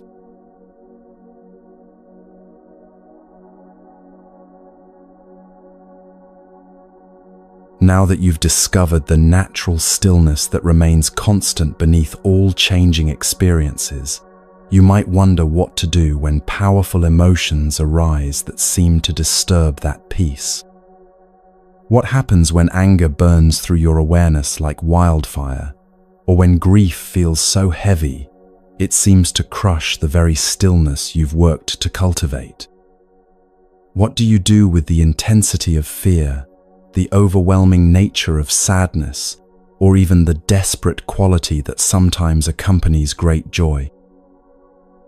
The beautiful truth that Buddhist wisdom reveals is that these emotions aren't enemies of your peace. They're energy that can be transformed and channeled, like fire that can either burn down a house or warm a home, depending on how skillfully it's tended. In a monastery nestled deep in the mountains, There was a monk whose job was to tend the sacred fire that burned continuously in the main temple. This fire provided warmth during the harsh winters, light during the dark hours, and heat for cooking the community's simple meals. But fire, as the monk learned, required constant attention and skill to remain beneficial rather than destructive. One day, a young novice asked him, "Brother, how do you keep the fire from burning too hot and consuming everything, yet prevent it from growing so weak that it provides no warmth?" The monk smiled and gestured toward the carefully arranged logs. "I don't try to eliminate the fire's nature," he said. "Fire wants to burn. That's what makes it fire. But I can choose what fuel to give it, when to provide more air, and when to let it settle into glowing coals. The fire's energy remains the same, but how I work with that energy determines whether it serves life or destroys it."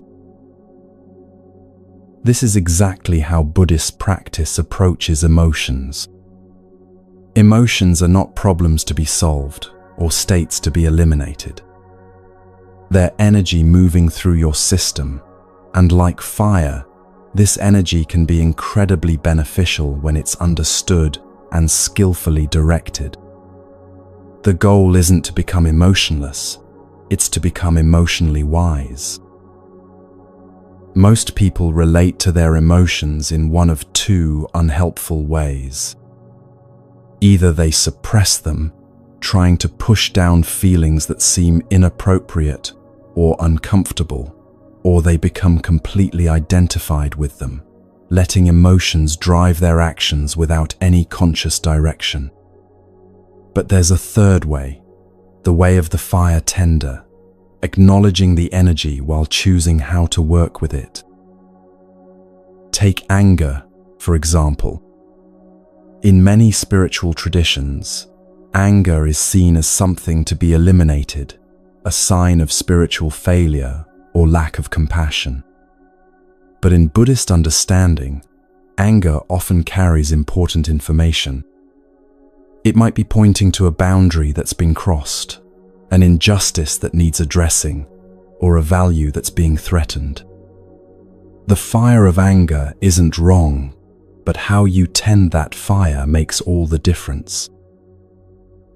There was once a meditation teacher who noticed that one of her students seemed to be suppressing all of his emotional responses. He sat in meditation with perfect posture, spoke in measured tones, and never showed any signs of disturbance. But there was something lifeless about his presence, as if he had traded his humanity for an artificial calm. One day, during a community work period, another student accidentally knocked over this man's carefully organized tools. Instead of the expected anger, the man simply smiled and said, "No problem at all," but his hands were shaking and his jaw was visibly clenched. The teacher approached him gently. "What happened to your anger?" she asked. "I got rid of it," he replied proudly. "I don't get angry anymore." The teacher looked at him with compassion. "You haven't gotten rid of your anger," she said kindly. "You've just stopped the fire from reaching the surface. But look at your hands, feel your jaw. The fire is still burning. It's just burning underground, where it can't warm anyone, but it can still burn you from the inside." This story points to something crucial about emotional health in spiritual practice. Suppressing emotions doesn't make them disappear.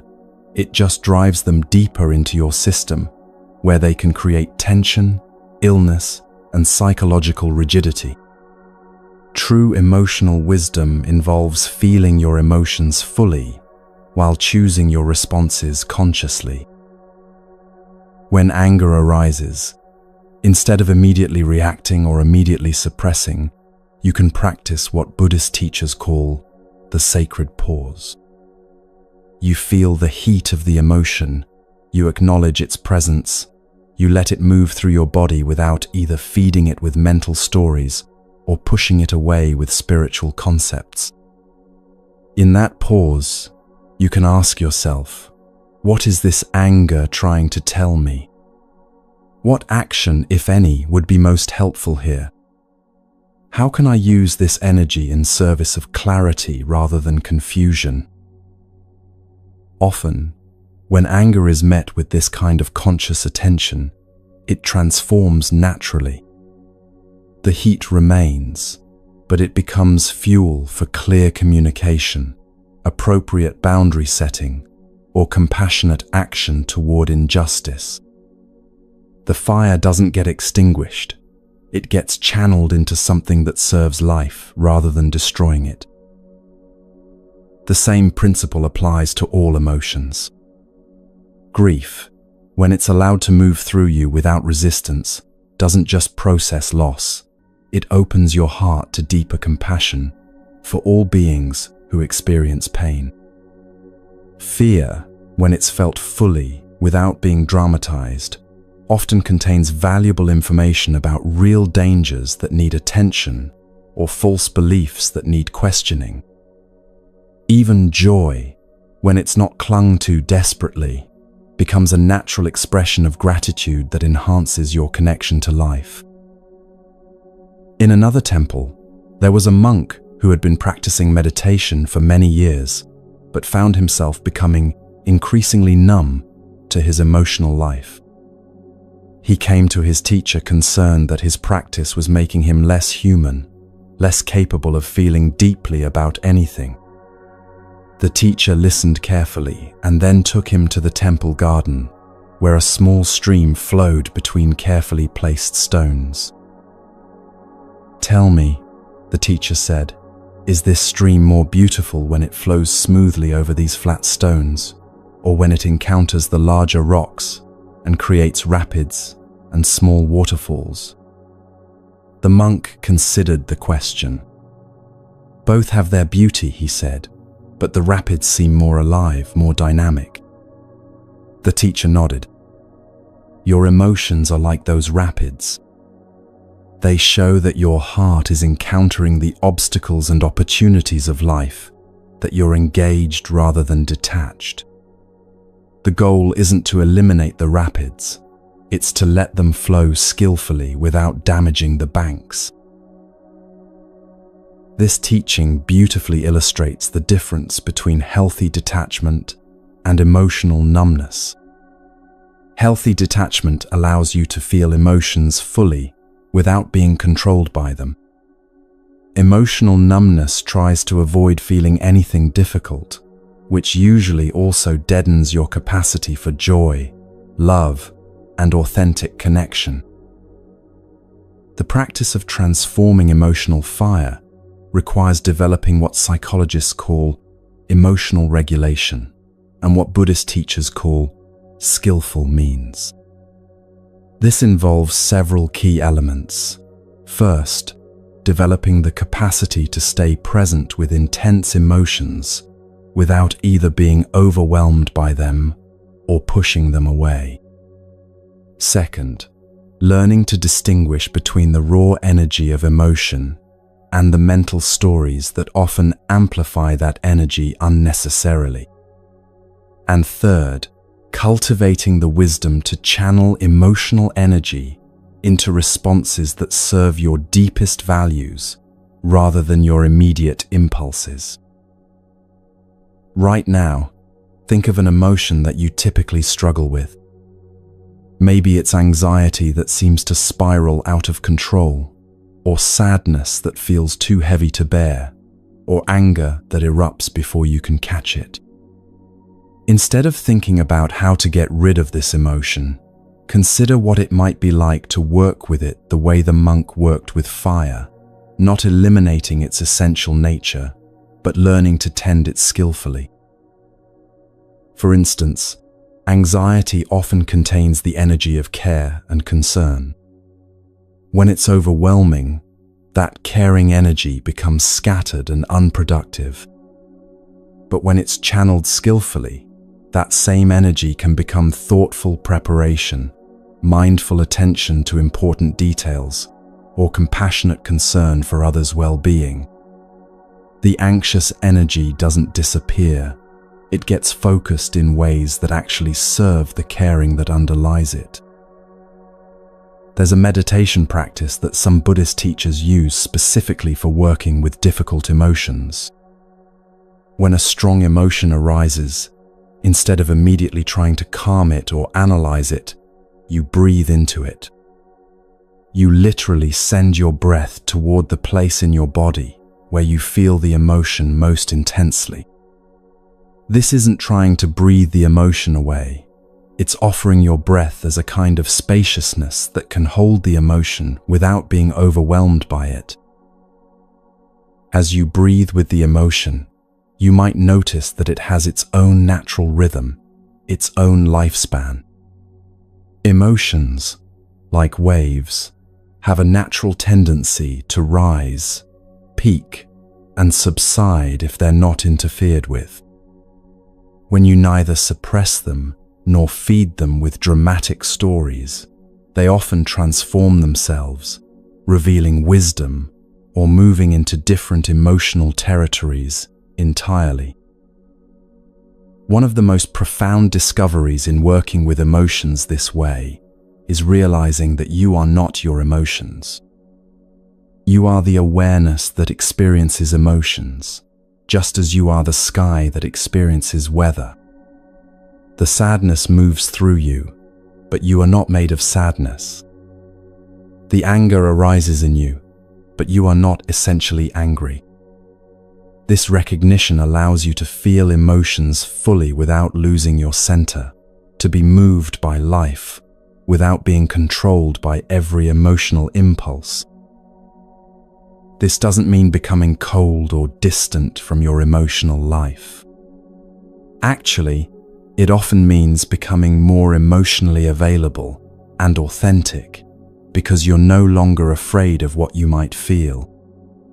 When you know that you can handle any emotion that arises, not by suppressing it, but by meeting it with conscious awareness, you become more willing to open your heart to the full spectrum of human experience. There's another story about a potter who was known for creating vessels of extraordinary beauty and strength. When asked about her secret, she explained that the most beautiful pottery came from clay that had been worked while it was still warm and malleable. "If I try to shape cold, hardened clay," she said, "it cracks and breaks. But if I work with the clay, while it's warm from the kiln, while it still has life in it, I can create something that's both beautiful and durable." Emotions are like that warm clay. When they first arise, they're malleable, workable, full of potential. If you try to shape them through force or ignore them until they harden into resentment, bitterness, or numbness, they become much more difficult to work with. But if you meet them while they're still warm, still alive with energy, you can shape them into responses that serve your highest intentions. This requires developing what might be called emotional courage, the willingness to feel what you actually feel rather than what you think you should feel. Many people spend enormous amounts of energy trying to feel grateful when they're actually sad, trying to feel confident when they're actually afraid, trying to feel peaceful when they're actually angry. This emotional pretending exhausts the nervous system and prevents the genuine processing that allows emotions to transform naturally. True emotional courage means being honest about what's actually arising in your experience and then choosing how to work with that raw material skillfully. If you're angry, you start by acknowledging the anger rather than immediately trying to transform it into compassion. If you're sad, you feel the sadness rather than rushing to find the silver lining. This honest acknowledgement creates the foundation for genuine transformation rather than spiritual bypassing. As you practice this approach to emotional life, you might notice that your relationships with others begin to change. When you're no longer afraid of your own emotions, you become less reactive to other people's emotional expressions. When you know how to tend your own emotional fire skillfully, you can be present with others' emotional fires without getting burned or trying to extinguish them. You become like a spacious hearth that can hold many different fires safely. You also might find that you become more emotionally authentic and therefore more trustworthy to others. People can sense when someone is comfortable with the full range of human feeling, and they naturally feel safer being authentic themselves in such presence. Your willingness to feel deeply becomes an invitation for others to do the same. Tonight, as you prepare for rest, you can practice this gentle approach to whatever emotions might be present. If there's anxiety about tomorrow, instead of trying to think it away, you can breathe with it, acknowledge its concern, and thank it for caring about your well-being. If there's sadness about something that happened today, you can let it move through you like water through a riverbed, knowing that sadness is how the heart processes loss and disappointment. If there's anger about an injustice or frustration about a situation, you can feel the heat of that fire while choosing not to feed it with obsessive thinking. If there's joy about something beautiful you experienced, you can let it glow warmly in your chest without grasping it or demanding that it last forever. Each emotion that arises is like a visitor to your inner temple. You don't have to invite it to stay forever, but you also don't need to throw it out immediately. You can greet it, listen to what it has to tell you, offer it the warmth of your conscious attention, and then let it move on naturally when its message has been delivered. This is the art of transforming emotional fire, not extinguishing the flame, but learning to tend it with such skill that it becomes a source of warmth, light, and energy rather than destruction. Your emotions become allies in your awakening rather than obstacles to your peace. And your heart becomes both more open and more wise, capable of feeling deeply while responding skillfully to whatever life brings. The fire burns on, but now it burns in service of love, wisdom, and authentic presence. This is the gift that emotions offer when they're met with conscious awareness rather than automatic reaction. They become the very energy that illuminates your path forward.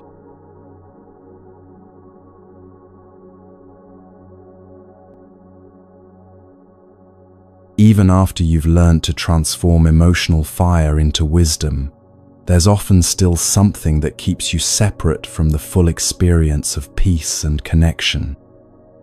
It's the walls you've built around your heart over the years, invisible barriers constructed from old hurts, disappointments, and betrayals that were meant to protect you, but now keep out not just pain, but also joy, love, and the very intimacy your soul craves. These walls weren't built in a day, and they usually had very good reasons for existing. Maybe someone you trusted broke your heart when you were young. Maybe you opened yourself completely to a relationship that ended in betrayal. Maybe you shared your deepest dreams with someone who laughed at them, or offered your authentic self to people who rejected what they saw.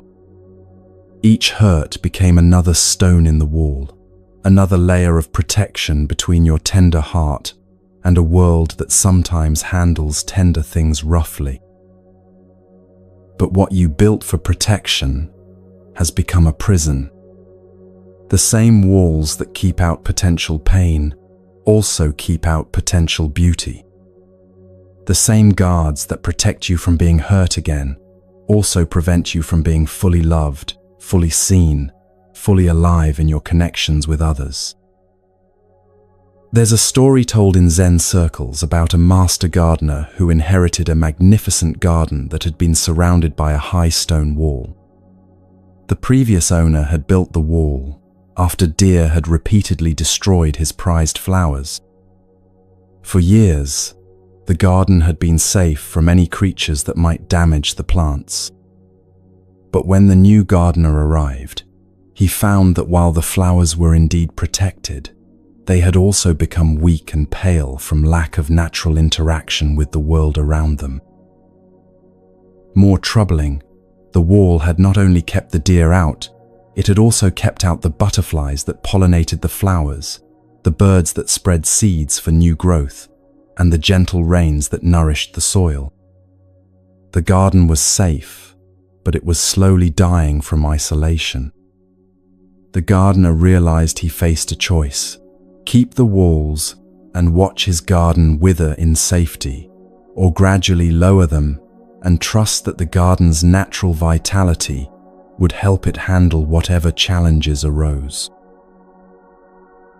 This is the choice your heart faces every day.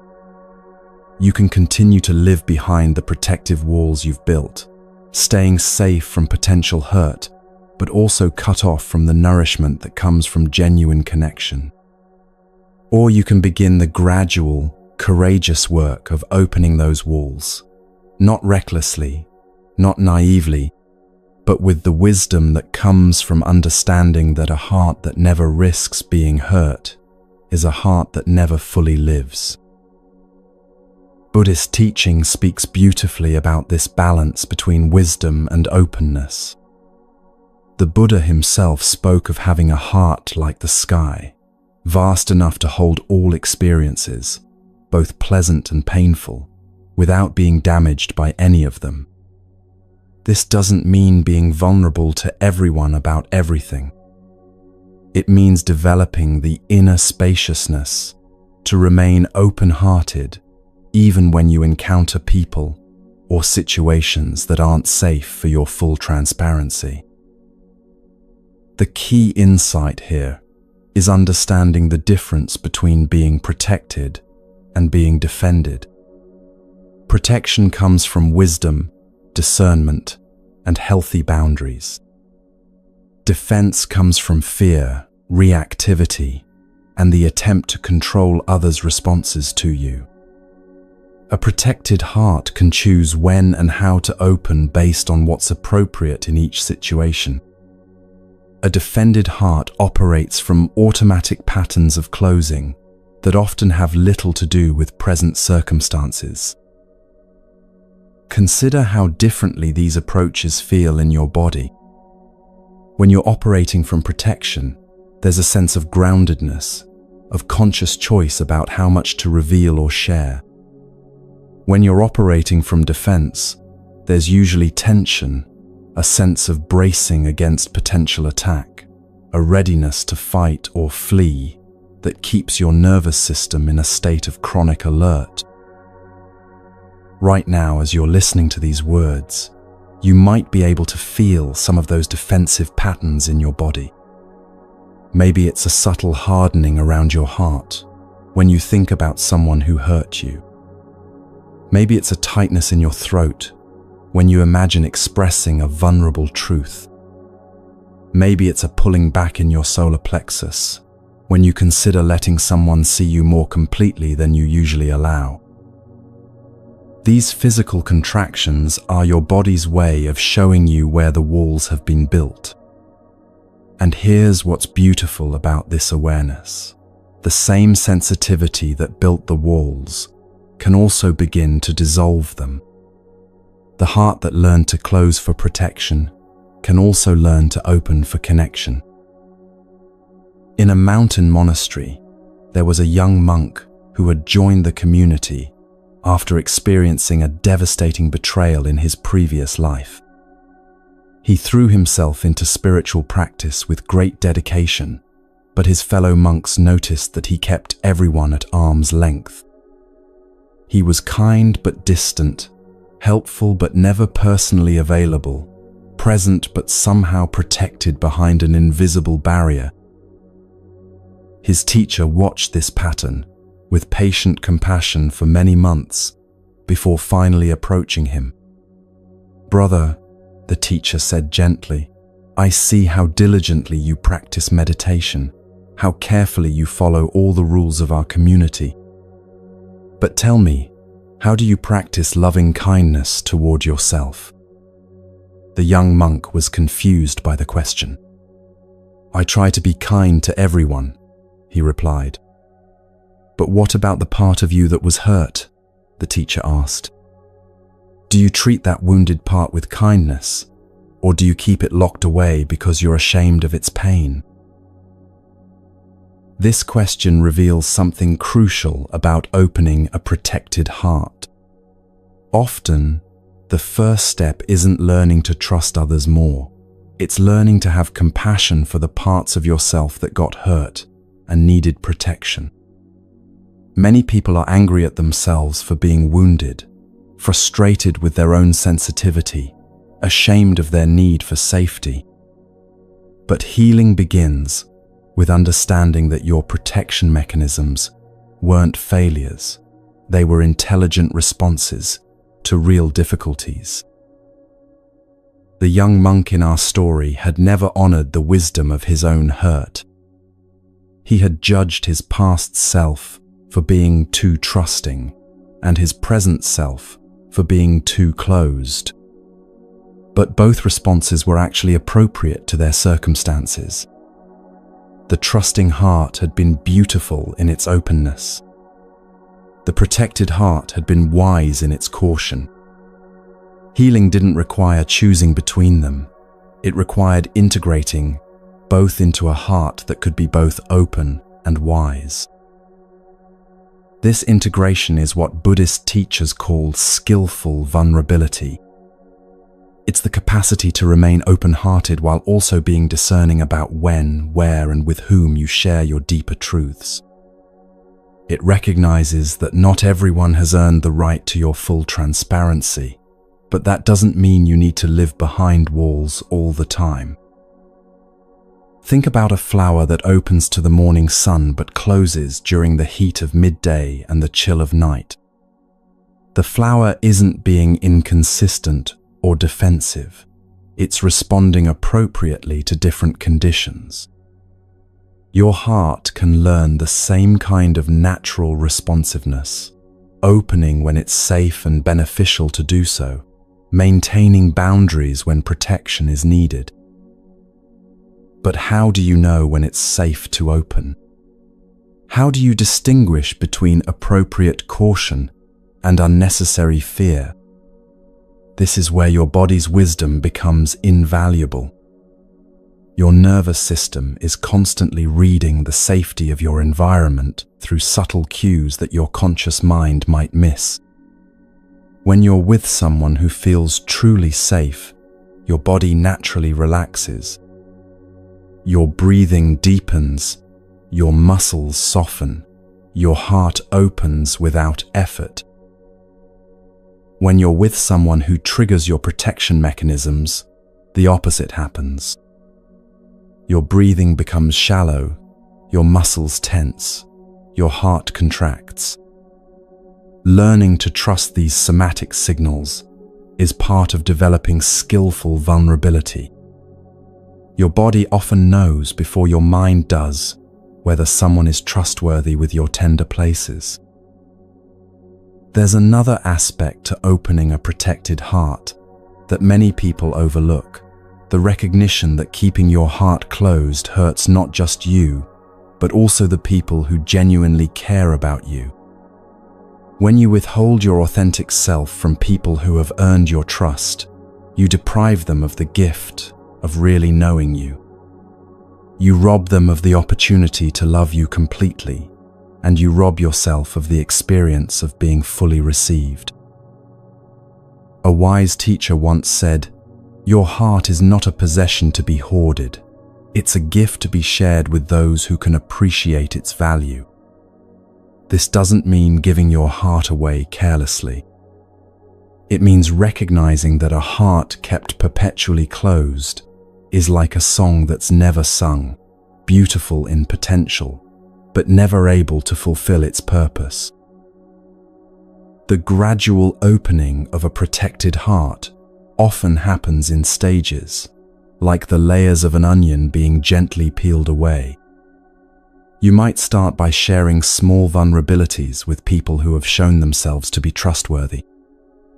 You might begin expressing your authentic feelings about minor things before working up to major emotional truths. You might practice saying no when you need to, which paradoxically makes it safer to say yes when you want to.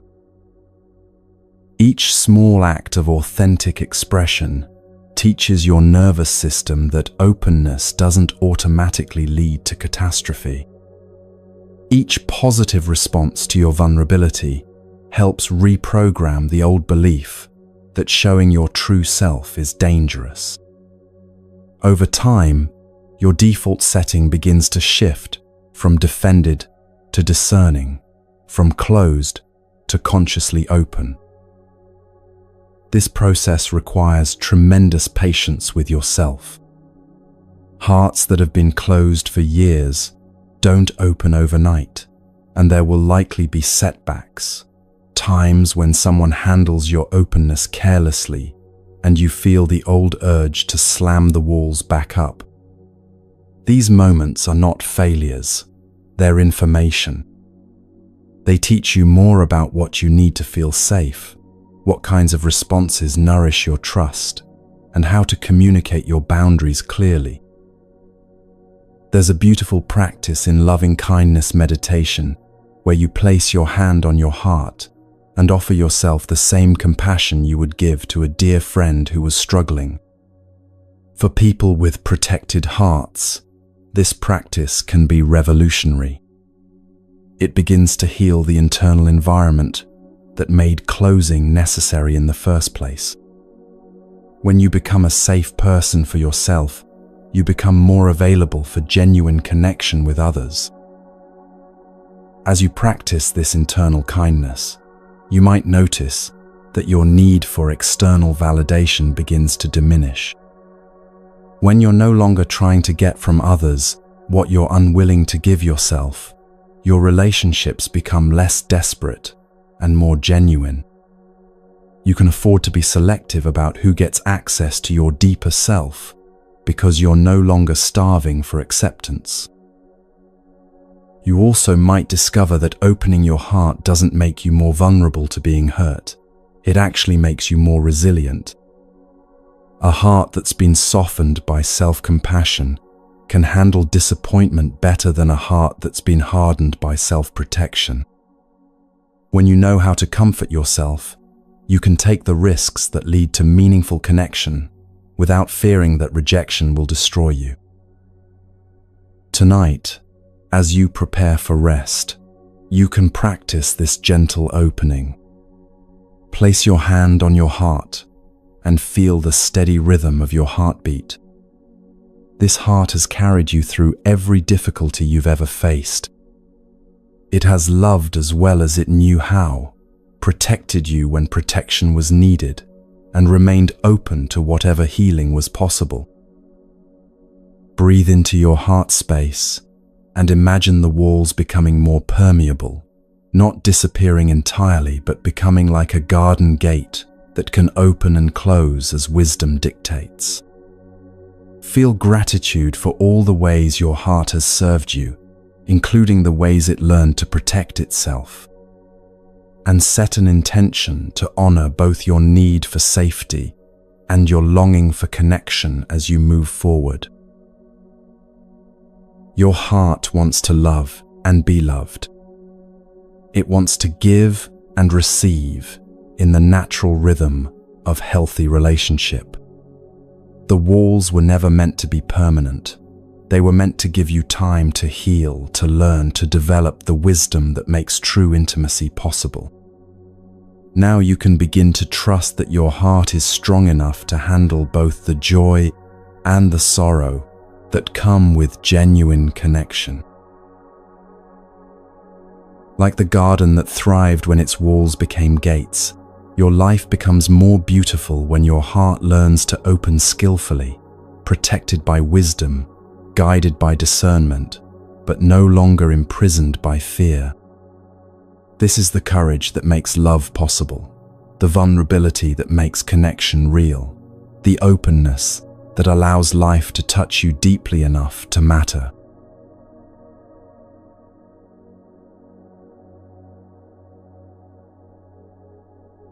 Once your heart has learned to open skillfully, once you can feel emotions without being controlled by them, a deeper question emerges from the quiet spaces of your awareness.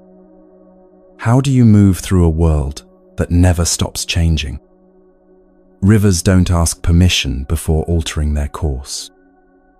Seasons arrive and depart on their own schedule. People grow, relationships evolve, circumstances shift like sand dunes in an endless wind. Most of us spend enormous energy trying to make life hold still. We want our good days to last forever and our difficult phases to hurry past. Security, we believe, comes from stopping change or at least controlling its direction. Yet the very thing we resist, this constant flow of transformation, is what keeps life alive, what makes growth possible, what ensures that no difficulty lasts forever. A master woodworker once shared the secret of creating furniture that lasted for generations.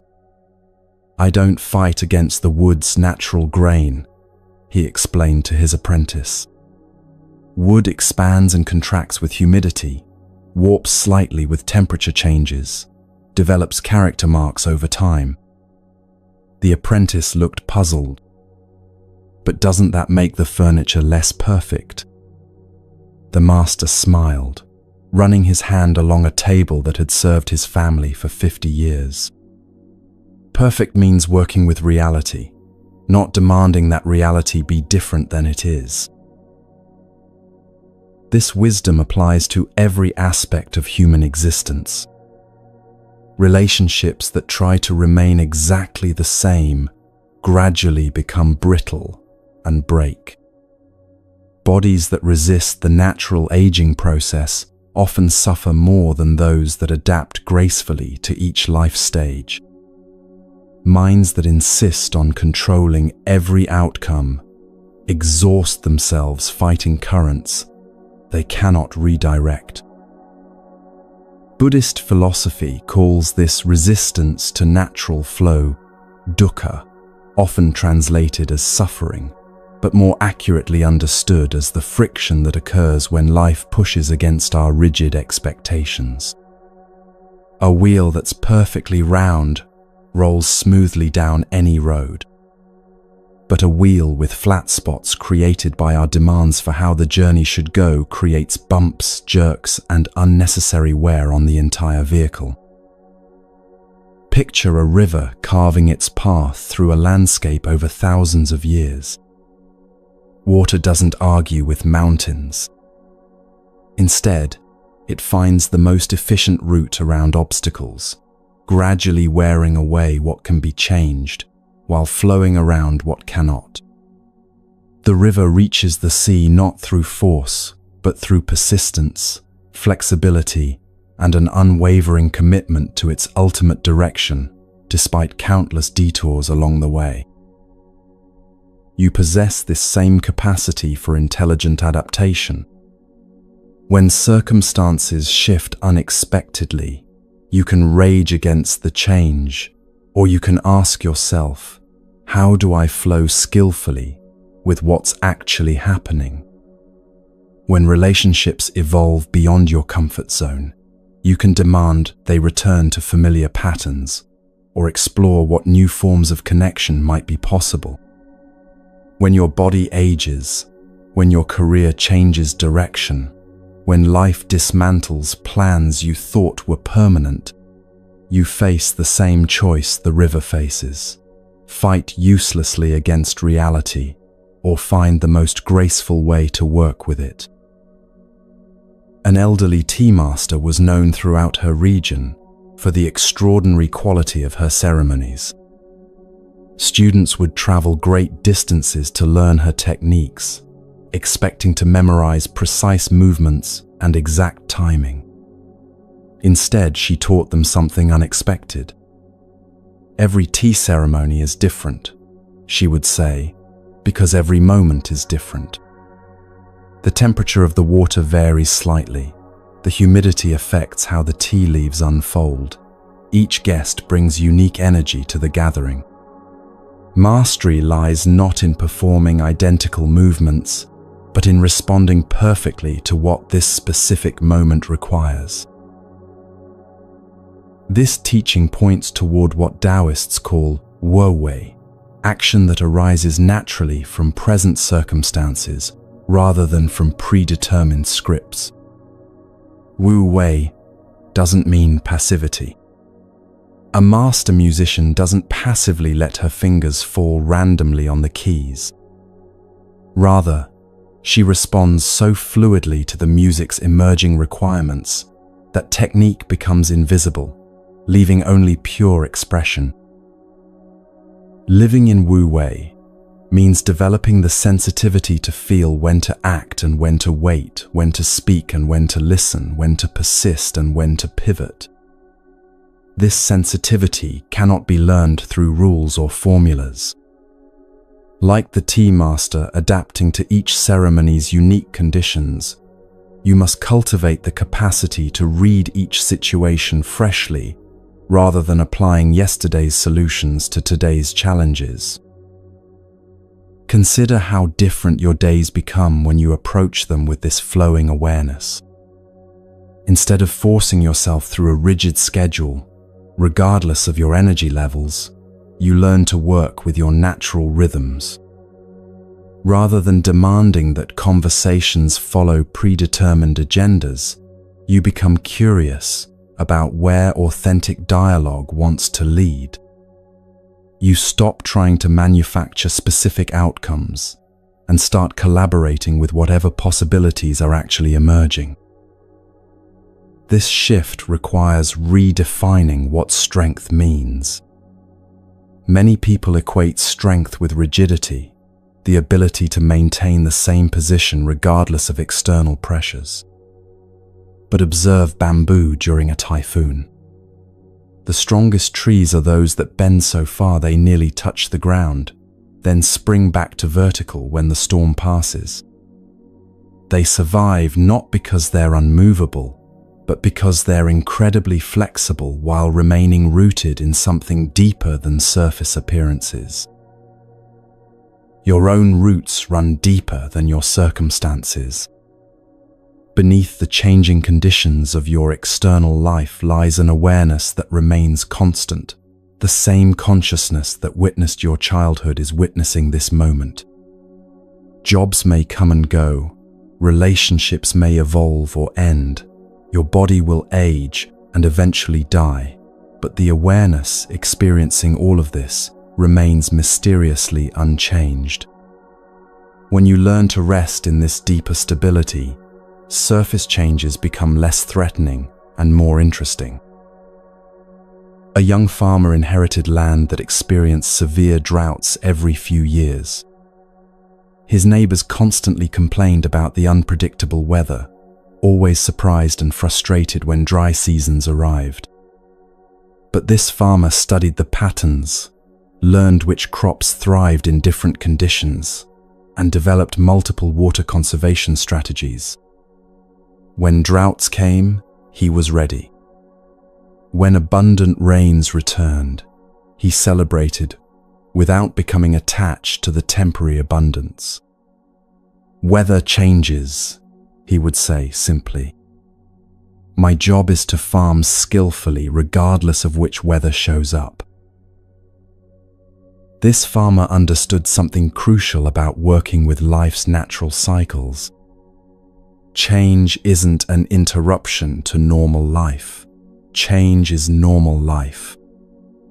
Expecting things to remain stable is like expecting the ocean to stop having waves. Once you accept that flux is the fundamental nature of existence, you can stop being surprised by change and start developing the skills needed to navigate it gracefully. These skills include learning to recognize the early signs of transition before they become crises. Rivers don't suddenly decide to change course. They gradually find new channels as landscapes shift beneath them. Similarly, most major life changes give subtle signals long before they become unavoidable. Relationships show stress before they break. Bodies develop minor symptoms before serious illness. Career dissatisfaction builds gradually before exploding into crisis. When you're flowing with life rather than fighting it, you become more sensitive to these early signals. You notice when your energy feels misaligned with your commitments. You recognize when patterns that once served you have become constraining. You feel when relationships need attention before they become troubled. This awareness allows you to make small course corrections that prevent major disruptions. But what about when major disruptions come anyway, when change arrives uninvited and unwelcome? Even then, the river's wisdom applies. Water doesn't become bitter when it encounters boulders. It doesn't waste energy, resenting obstacles, or demanding they move. Instead, it finds the path of least resistance, while maintaining its essential nature and ultimate direction. A meditation teacher lost her voice completely due to a rare neurological condition. For months, she grieved the loss of her primary means of sharing wisdom. Her students expected her to retire, to retreat from teaching since speaking had become impossible. Instead, she discovered new forms of transmission. Her written words carried deeper precision because they required more careful crafting. Her silent presence during group meditations became more powerful because students had to attune to subtler forms of guidance. What seemed like the end of her teaching career became its transformation into something she never could have planned, but that served her deeper purpose even more effectively. This story illustrates one of the most profound aspects of trusting life's flow, discovering that what appears to be loss often creates space for unexpected forms of fulfillment. The river blocked by a landslide doesn't disappear. It finds new channels, sometimes creating more beautiful waterfalls and pools than existed before the obstruction. Trusting flow doesn't mean becoming passive or abandoning your dreams and goals. Rivers have direction. They're always moving toward the sea. But they don't insist on traveling in straight lines. You can maintain clear intentions about where you want your life to head, while remaining flexible about the route you take to get there. This balance between intention and flexibility becomes especially important during life's major transitions. Whether you're changing careers, ending a relationship, moving to a new place, or facing illness, these threshold periods often feel chaotic and uncertain. The temptation is either to control every detail of the transition or to drift without any sense of direction. Flowing wisdom suggests a third option, holding your intention lightly while staying alert to the opportunities and guidance that emerge along the way. Think about how different it feels to plan a trip where every detail is rigidly scheduled versus one where you have a general destination but remain open to interesting detours. Both approaches can work, but the second often leads to discoveries you never could have anticipated. Life transitions work similarly. When you trust the flow while maintaining awareness of your deeper values and desires, unexpected possibilities often emerge that prove more fulfilling than anything you could have engineered through pure willpower. Right now, as you listen to these words, you might notice areas of your life where you've been swimming upstream, expending enormous energy trying to force outcomes or resist changes that want to happen naturally. Perhaps there's a relationship that's trying to evolve, but you're holding it in an outdated form. Maybe your body is asking for different rhythms, but you're demanding it maintain the pace of a younger version of yourself. Possibly your career is calling for transformation, but you're clinging to familiar security, even though it no longer nourishes your spirit. Flowing with these natural movements doesn't require dramatic action. Often it begins with simply stopping the resistance. Like the farmer who learned to work with weather patterns rather than fighting them, you can start by acknowledging what's actually happening instead of insisting that reality be different. This acknowledgement creates space for wisdom to emerge about how to respond skillfully to changing circumstances. As you practice this trust in life's natural flow, you might discover something surprising. The energy you were using to resist change becomes available for creating positive transformation. The mental resources spent arguing with reality can be redirected toward adapting gracefully to new conditions. You become like a skilled sailor who stops fighting the wind and starts using it to reach destinations that pure willpower could never achieve.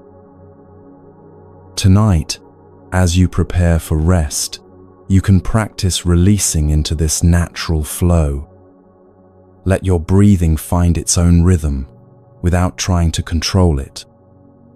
Allow your body to settle into whatever position feels most comfortable without forcing a specific posture. Notice how relaxation happens naturally when you stop trying to make it happen. This same principle applies to sleep itself. You cannot force sleep to come, but you can create conditions that allow it to arrive naturally. Similarly, you cannot force your life to unfold according to a predetermined script, but you can cultivate the wisdom, flexibility, and trust that allow you to flow gracefully with whatever patterns want to emerge.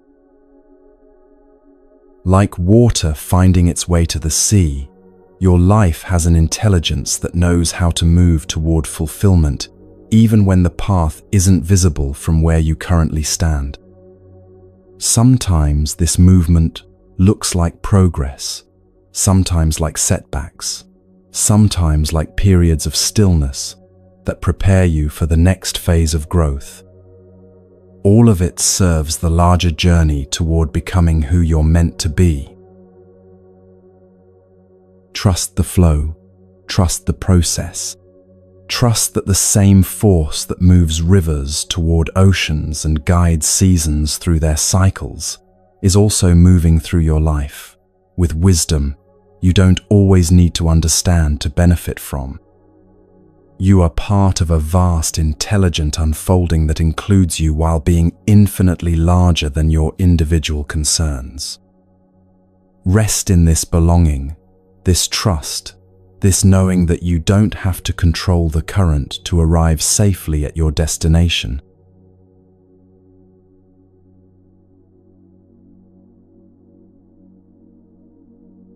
There comes a moment in every spiritual journey when all the skills you've learned, all the wisdom you've gathered, all the practices you've mastered begin to feel like elegant preparations for something much simpler and more profound.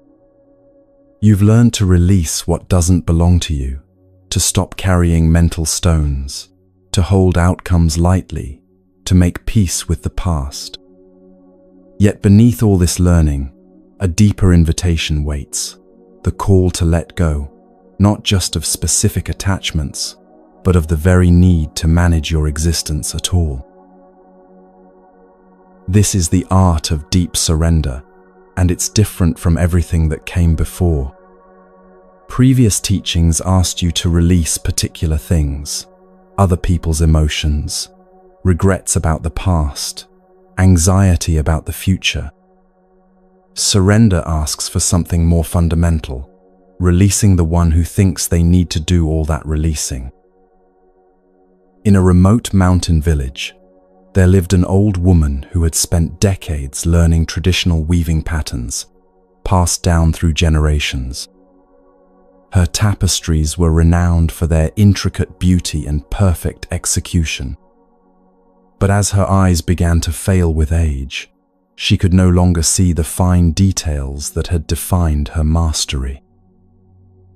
Rather than abandoning her craft, she began weaving in complete darkness.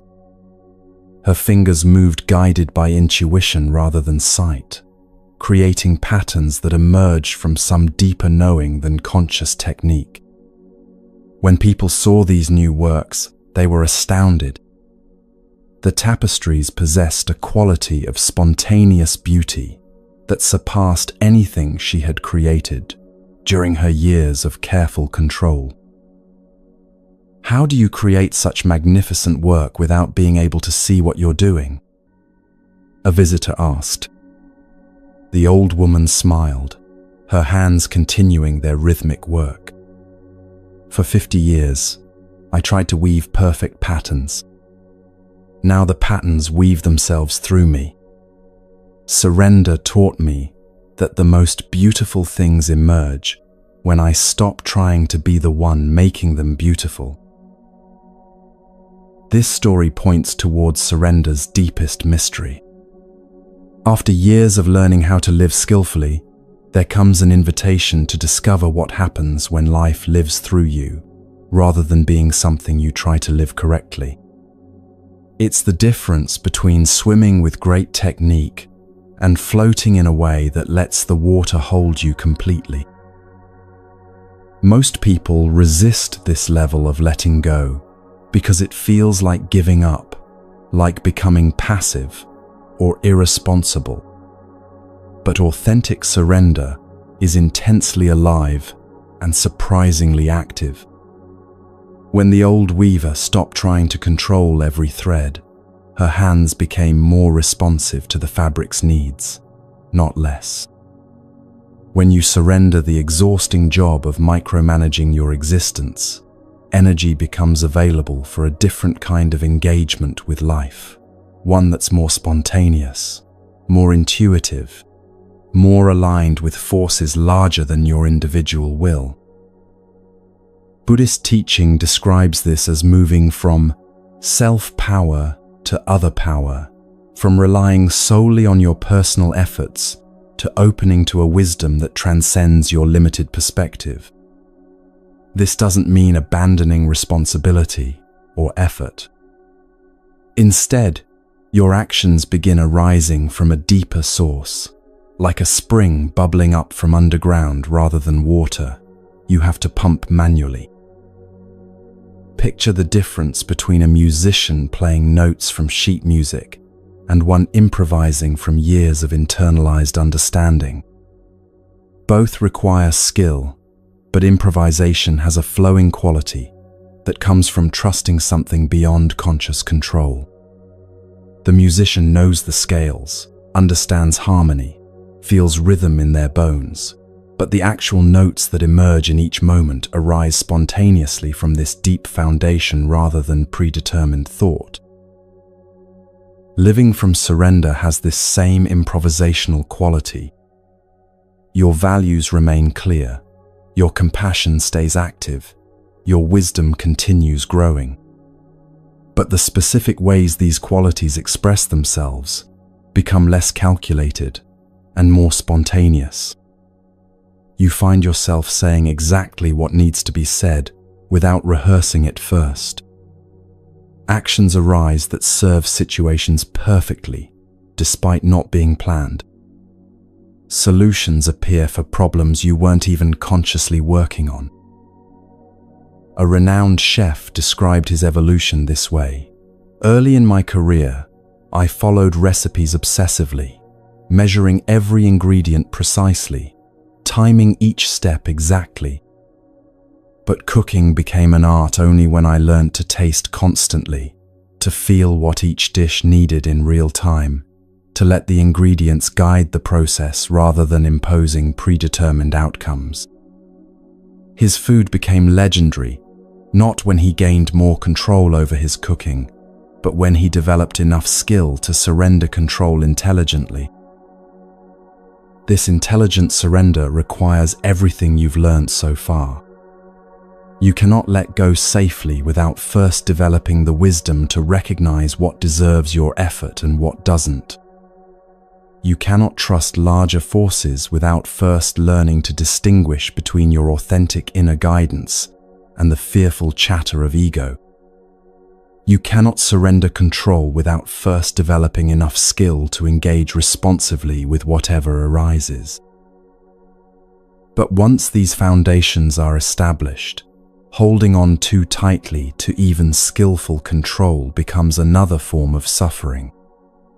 It's like learning to ride a bicycle by holding the handlebars so rigidly that you can't balance properly. At some point, skillful riding requires relaxing your grip and trusting the bicycle's natural tendency to stay upright when it's moving forward. Many meditation students experience this transition during long periods of practice. Initially, they work diligently to concentrate their minds, follow their breath, maintain awareness. These efforts are necessary and beneficial. But eventually, the meditation begins doing itself. Awareness becomes effortless, concentration arises naturally, breath and mind find their own rhythm without conscious management. The meditator realizes they've become the space in which meditation happens, rather than the one making meditation happen. This shift from doing to being extends far beyond formal spiritual practice. Relationships become more authentic when you stop trying to manage how others perceive you and start responding genuinely to what each interaction actually requires. Work becomes more fulfilling when you focus on serving each task's real needs, rather than manufacturing impressive results. Even daily activities like cooking, cleaning, or walking can become forms of moving meditation when approached with this quality of surrendered attention. But surrender isn't always peaceful or comfortable. Sometimes it means releasing cherished self-images that no longer serve you. A successful executive might need to surrender the identity of being someone who has all the answers. A caregiver might need to release the role of being indispensable to others' well-being. A spiritual seeker might need to let go of being someone who's progressing toward enlightenment. These identity deaths can feel genuinely frightening because they challenge your most basic assumptions about who you are and what gives your life meaning.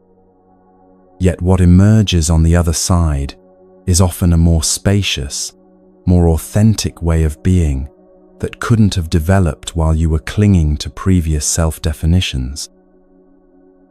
A master gardener worked for decades, creating elaborate formal gardens with perfectly manicured landscapes. But when arthritis made precise cultivation impossible, she was forced to let parts of her garden grow wild.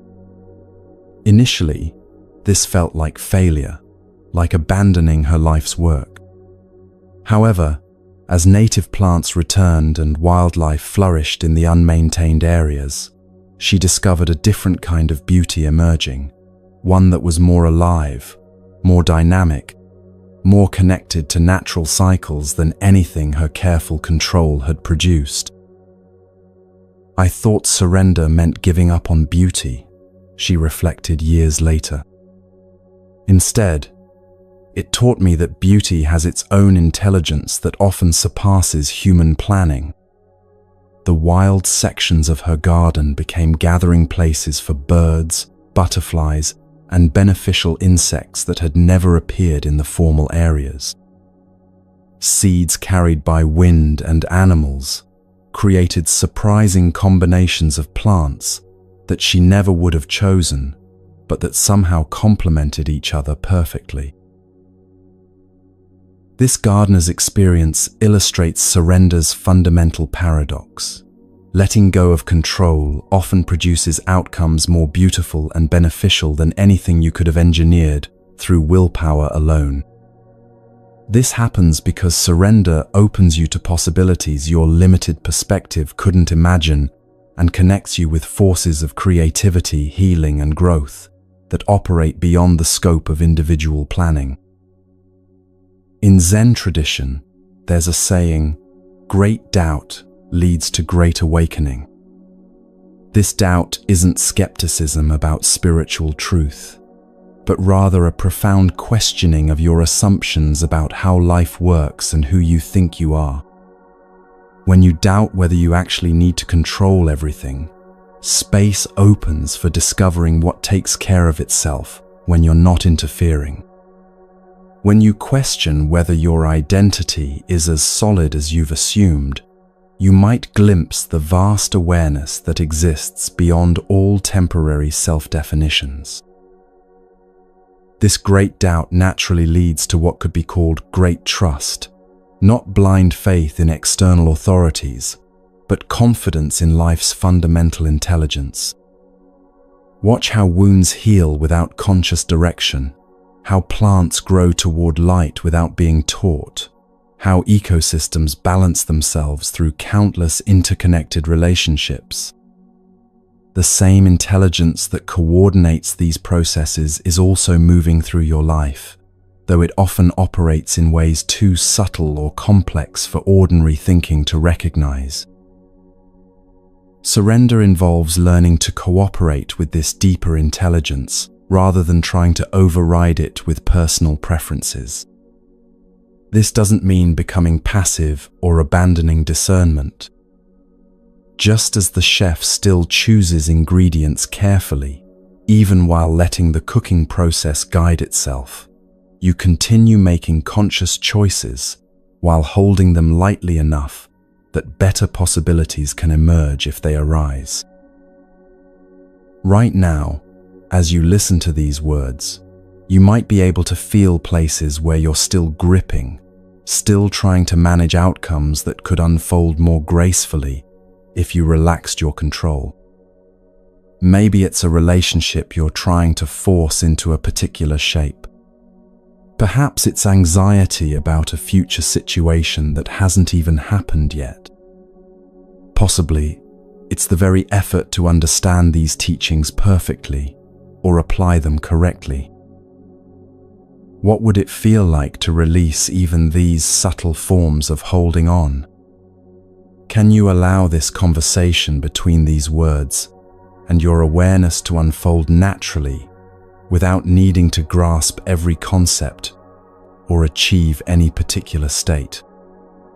Can you let your breathing find its own rhythm, your body settle into its own preferred position, your mind respond to what it actually hears, rather than what you think you should be understanding? This is how surrender begins, with small experiments in letting life live itself through you, rather than constantly trying to live life according to your plans. Each time you choose trust over control, each moment you allow natural processes to unfold without interference, you're practicing the art that the old weaver mastered when she learned to let patterns create themselves through her hands. Tonight, as you prepare for sleep, you have the perfect opportunity to practice this deepest form of letting go. Sleep cannot be forced or controlled. It arrives when you stop trying to make it happen. Your body knows how to rest. Your nervous system understands how to transition from waking consciousness to dreams. Your entire being has been practicing this daily surrender to unconsciousness for your entire life. Let tonight's sleep become a teacher in the art of surrender. Notice how relaxation deepens when you stop managing it, how peace emerges when you quit trying to create it, how rest comes naturally when you finally trust that you don't need to remain vigilant over every aspect of your existence. The patterns will weave themselves. The garden will find its own beauty. Your life will unfold with an intelligence that surpasses your individual planning when you learn to cooperate with forces larger and wiser than your separate self. This is the ultimate teaching. You don't have to figure everything out, control every outcome, or even understand the deeper purposes being served through your experience.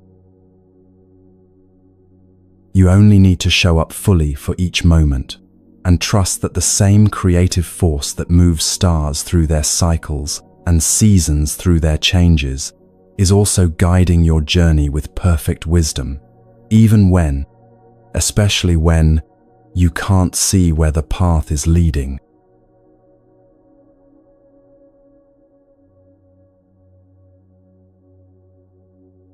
Here we are, having traveled together through landscapes of wisdom that have been offering healing for over 2,000 years. You've learned to distinguish between what's yours to carry and what belongs to others. Mental stones that once weighed down your awareness have been gently set aside. The grip of needing outcomes to match your preferences has softened into something more spacious and trusting. Echoes from the past have transformed from burdens into teachers. Your natural stillness has been rediscovered beneath all the noise.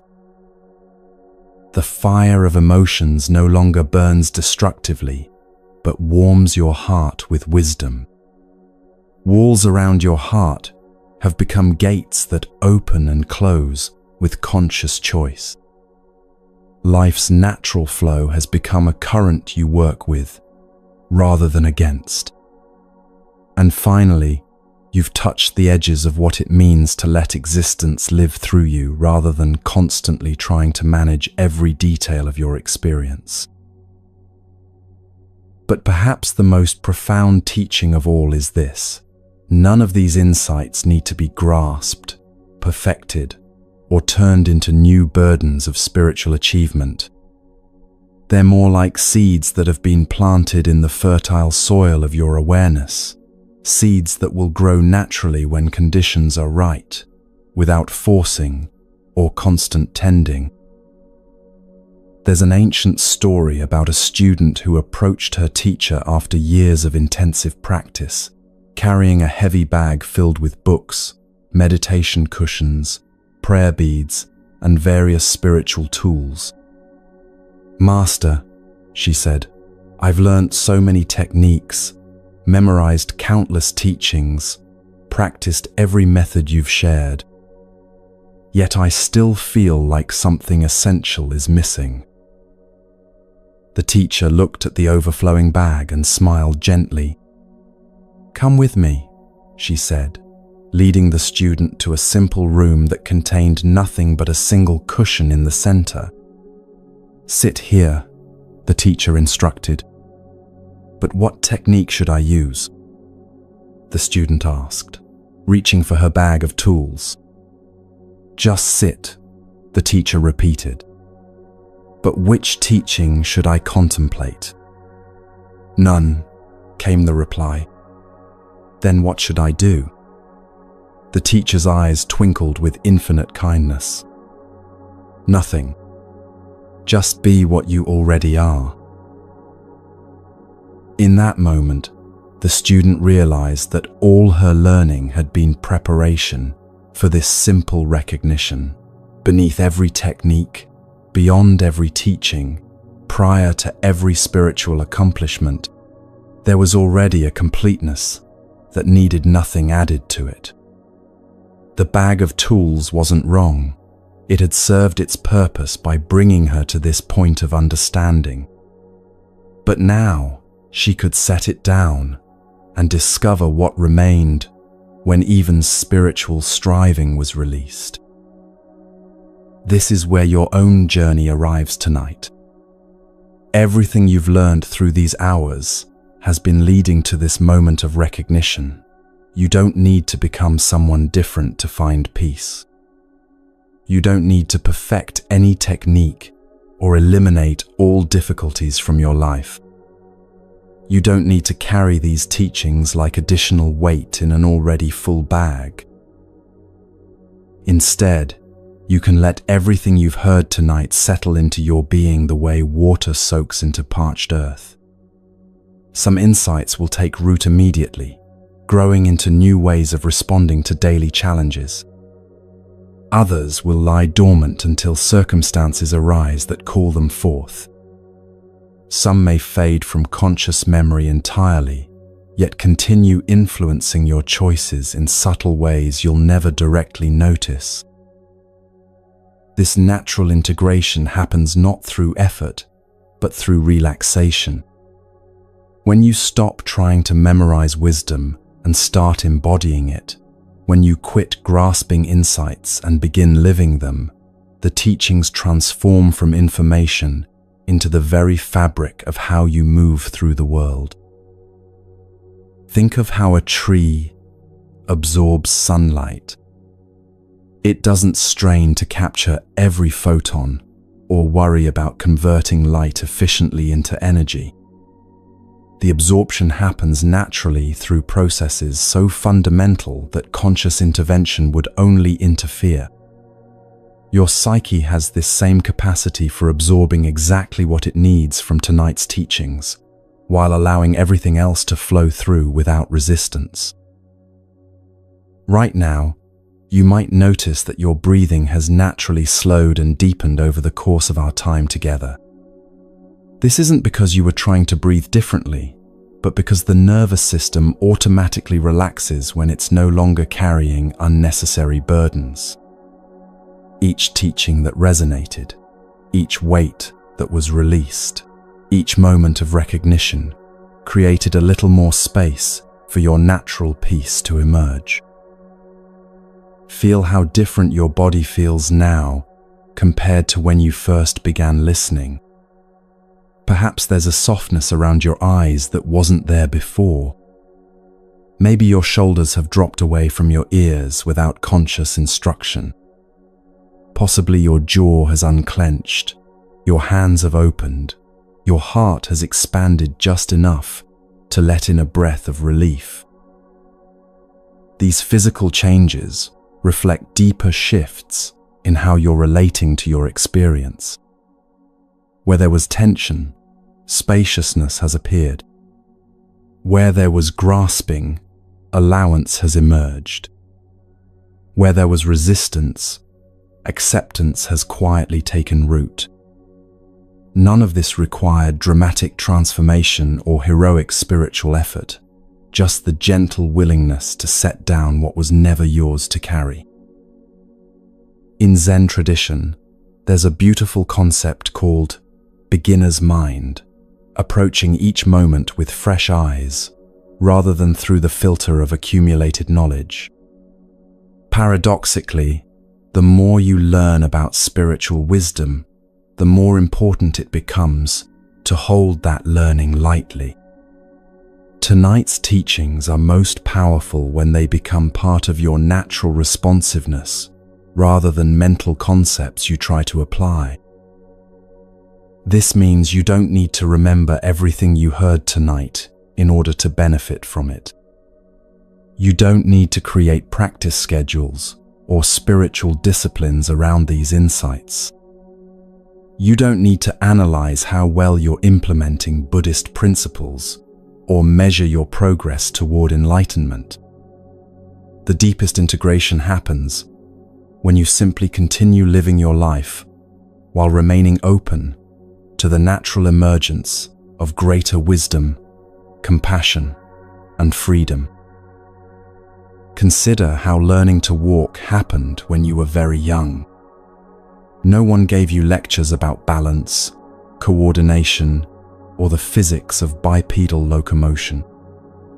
You simply kept trying to move forward, falling down, getting back up, gradually developing the complex set of skills that now allow you to walk without thinking about it. Spiritual development often follows the same pattern: organic, gradual, more about falling gracefully than achieving perfection. Tomorrow morning, you won't wake up as a completely different person. The same life circumstances will be waiting for your attention. Similar challenges and opportunities will arise. But something subtle yet significant will have shifted in how you meet these familiar situations. You might notice yourself responding rather than reacting, choosing rather than defaulting to old patterns, breathing through difficulties that once triggered automatic stress responses. These changes may be so natural that you barely notice them happening. You might find yourself setting down a mental stone without remembering tonight's teaching about carrying unnecessary weight. Perhaps you'll listen to a friend's problems with genuine compassion while spontaneously maintaining healthy emotional boundaries. Maybe you'll face an unexpected change with curiosity rather than immediate resistance, trusting life's flow without conscious reference to anything you learned about rivers tonight. This unconscious integration is actually a sign that the teachings have taken root at a level deeper than mental understanding. Like water absorbed by thirsty soil, wisdom that truly serves you becomes invisible as separate knowledge and emerges as transformed being. As you prepare now for the final transition into sleep, you can practice this ultimate form of letting go. Release any effort to hold on to insights from tonight. Allow your mind to stop processing and analyzing what you've heard. Let go of any agenda to be different tomorrow because of what you've learned today. Simply rest in the recognition that you are already complete, exactly as you are. Everything you've sought through spiritual seeking, everything you've hoped to find through self-improvement, everything you've imagined would come through achieving perfect inner peace. All of it has been present in you all along, waiting not to be created, but to be uncovered. Like the student who discovered that what she was seeking was what was already sitting in the empty room, you can recognize that the peace you've been traveling toward has been the very awareness that's been listening to these words all along. The wisdom you've been gathering has been emanating from the intelligence that understands these teachings without effort. The love you've been cultivating has been the natural warmth of the heart that's been beating steadily throughout this entire journey.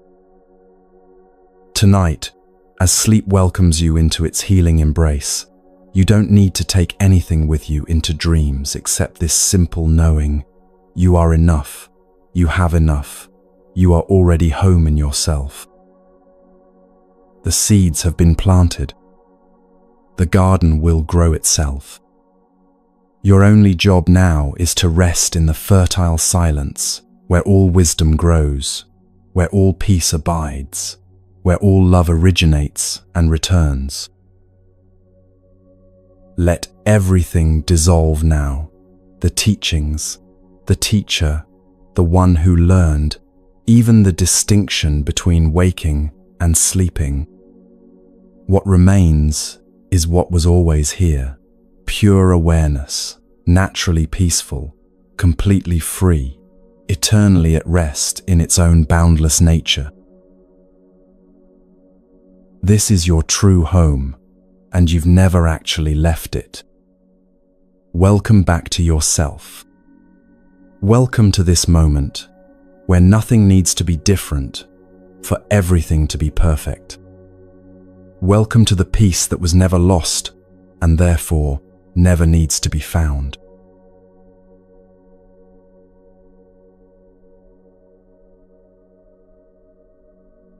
Now we enter the most gentle transition of all, where everything you've discovered tonight becomes a bridge into the healing realm of deep rest.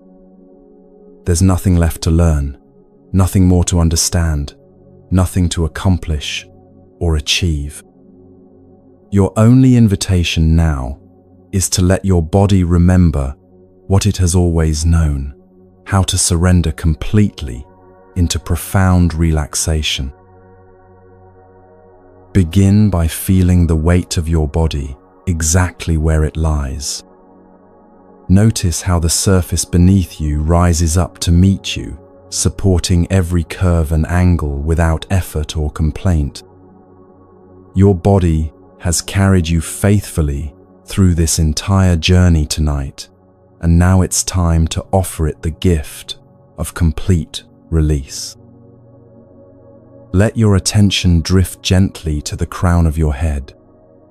Feel any remaining tension in your scalp simply melting away, like warm honey flowing down over your temples. Your forehead can soften now, releasing any furrows of concentration or concern. The space between your eyebrows widens and smooths, creating room for peace to settle there like a gentle touch. Allow your eyes to rest completely behind closed lids. They've seen so much today, processed countless images and impressions. Now they can simply float in comfortable darkness, no longer needing to focus on anything at all. Your jaw unclenches naturally, creating space between your teeth. Your tongue rests softly in your mouth, no words left to speak. Feel this wave of relaxation flowing down through your neck and shoulders. These shoulders have carried so much weight, not just tonight, but for years. Let them drop away from your ears, sinking down toward the earth with grateful surrender.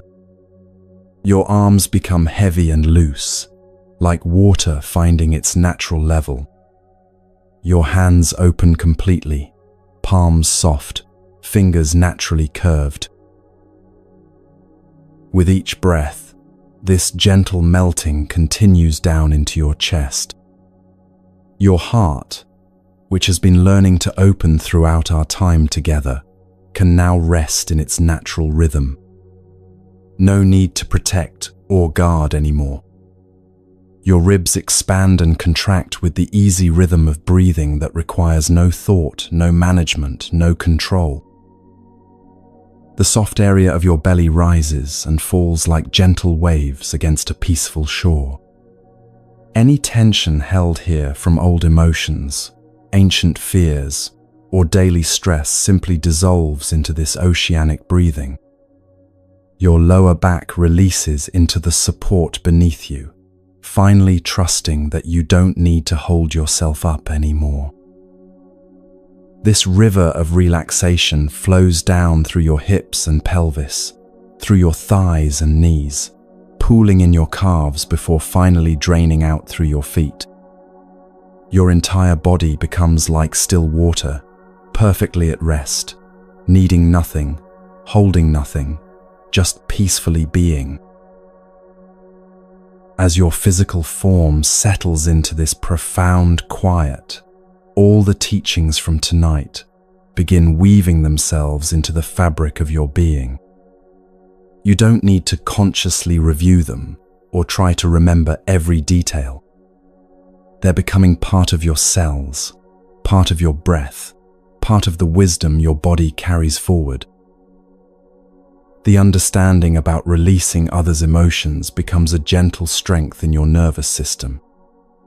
The knowledge of how to set down mental stones transforms into a natural lightness in your thoughts.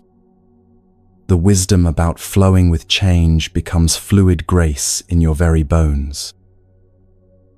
All the walls around your heart have become doors that open and close with love's own intelligence.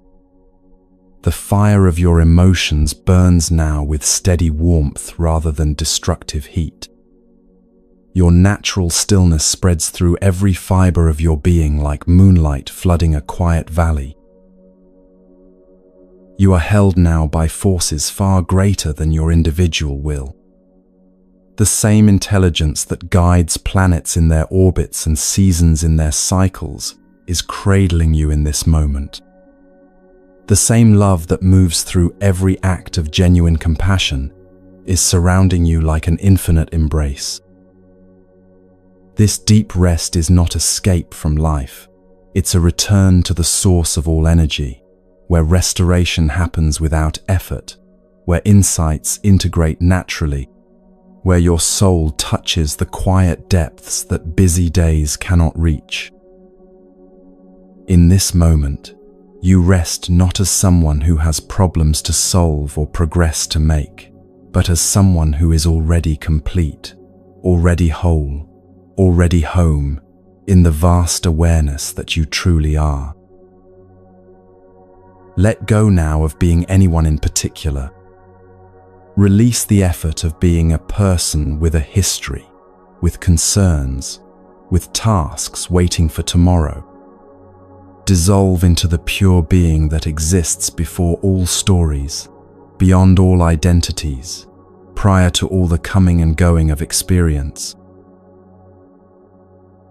You are the sky in which all clouds appear and disappear. You are the ocean in which all waves rise and fall. You are the silence in which all sounds emerge and fade. Rest now in this knowing, whether you drift towards sleep or simply remain in this profound relaxation. The breath breathes itself. The heart beats itself. Rest comes by itself. Nothing to do. Nothing to become. Nothing to achieve. Just this. Just resting. Just home.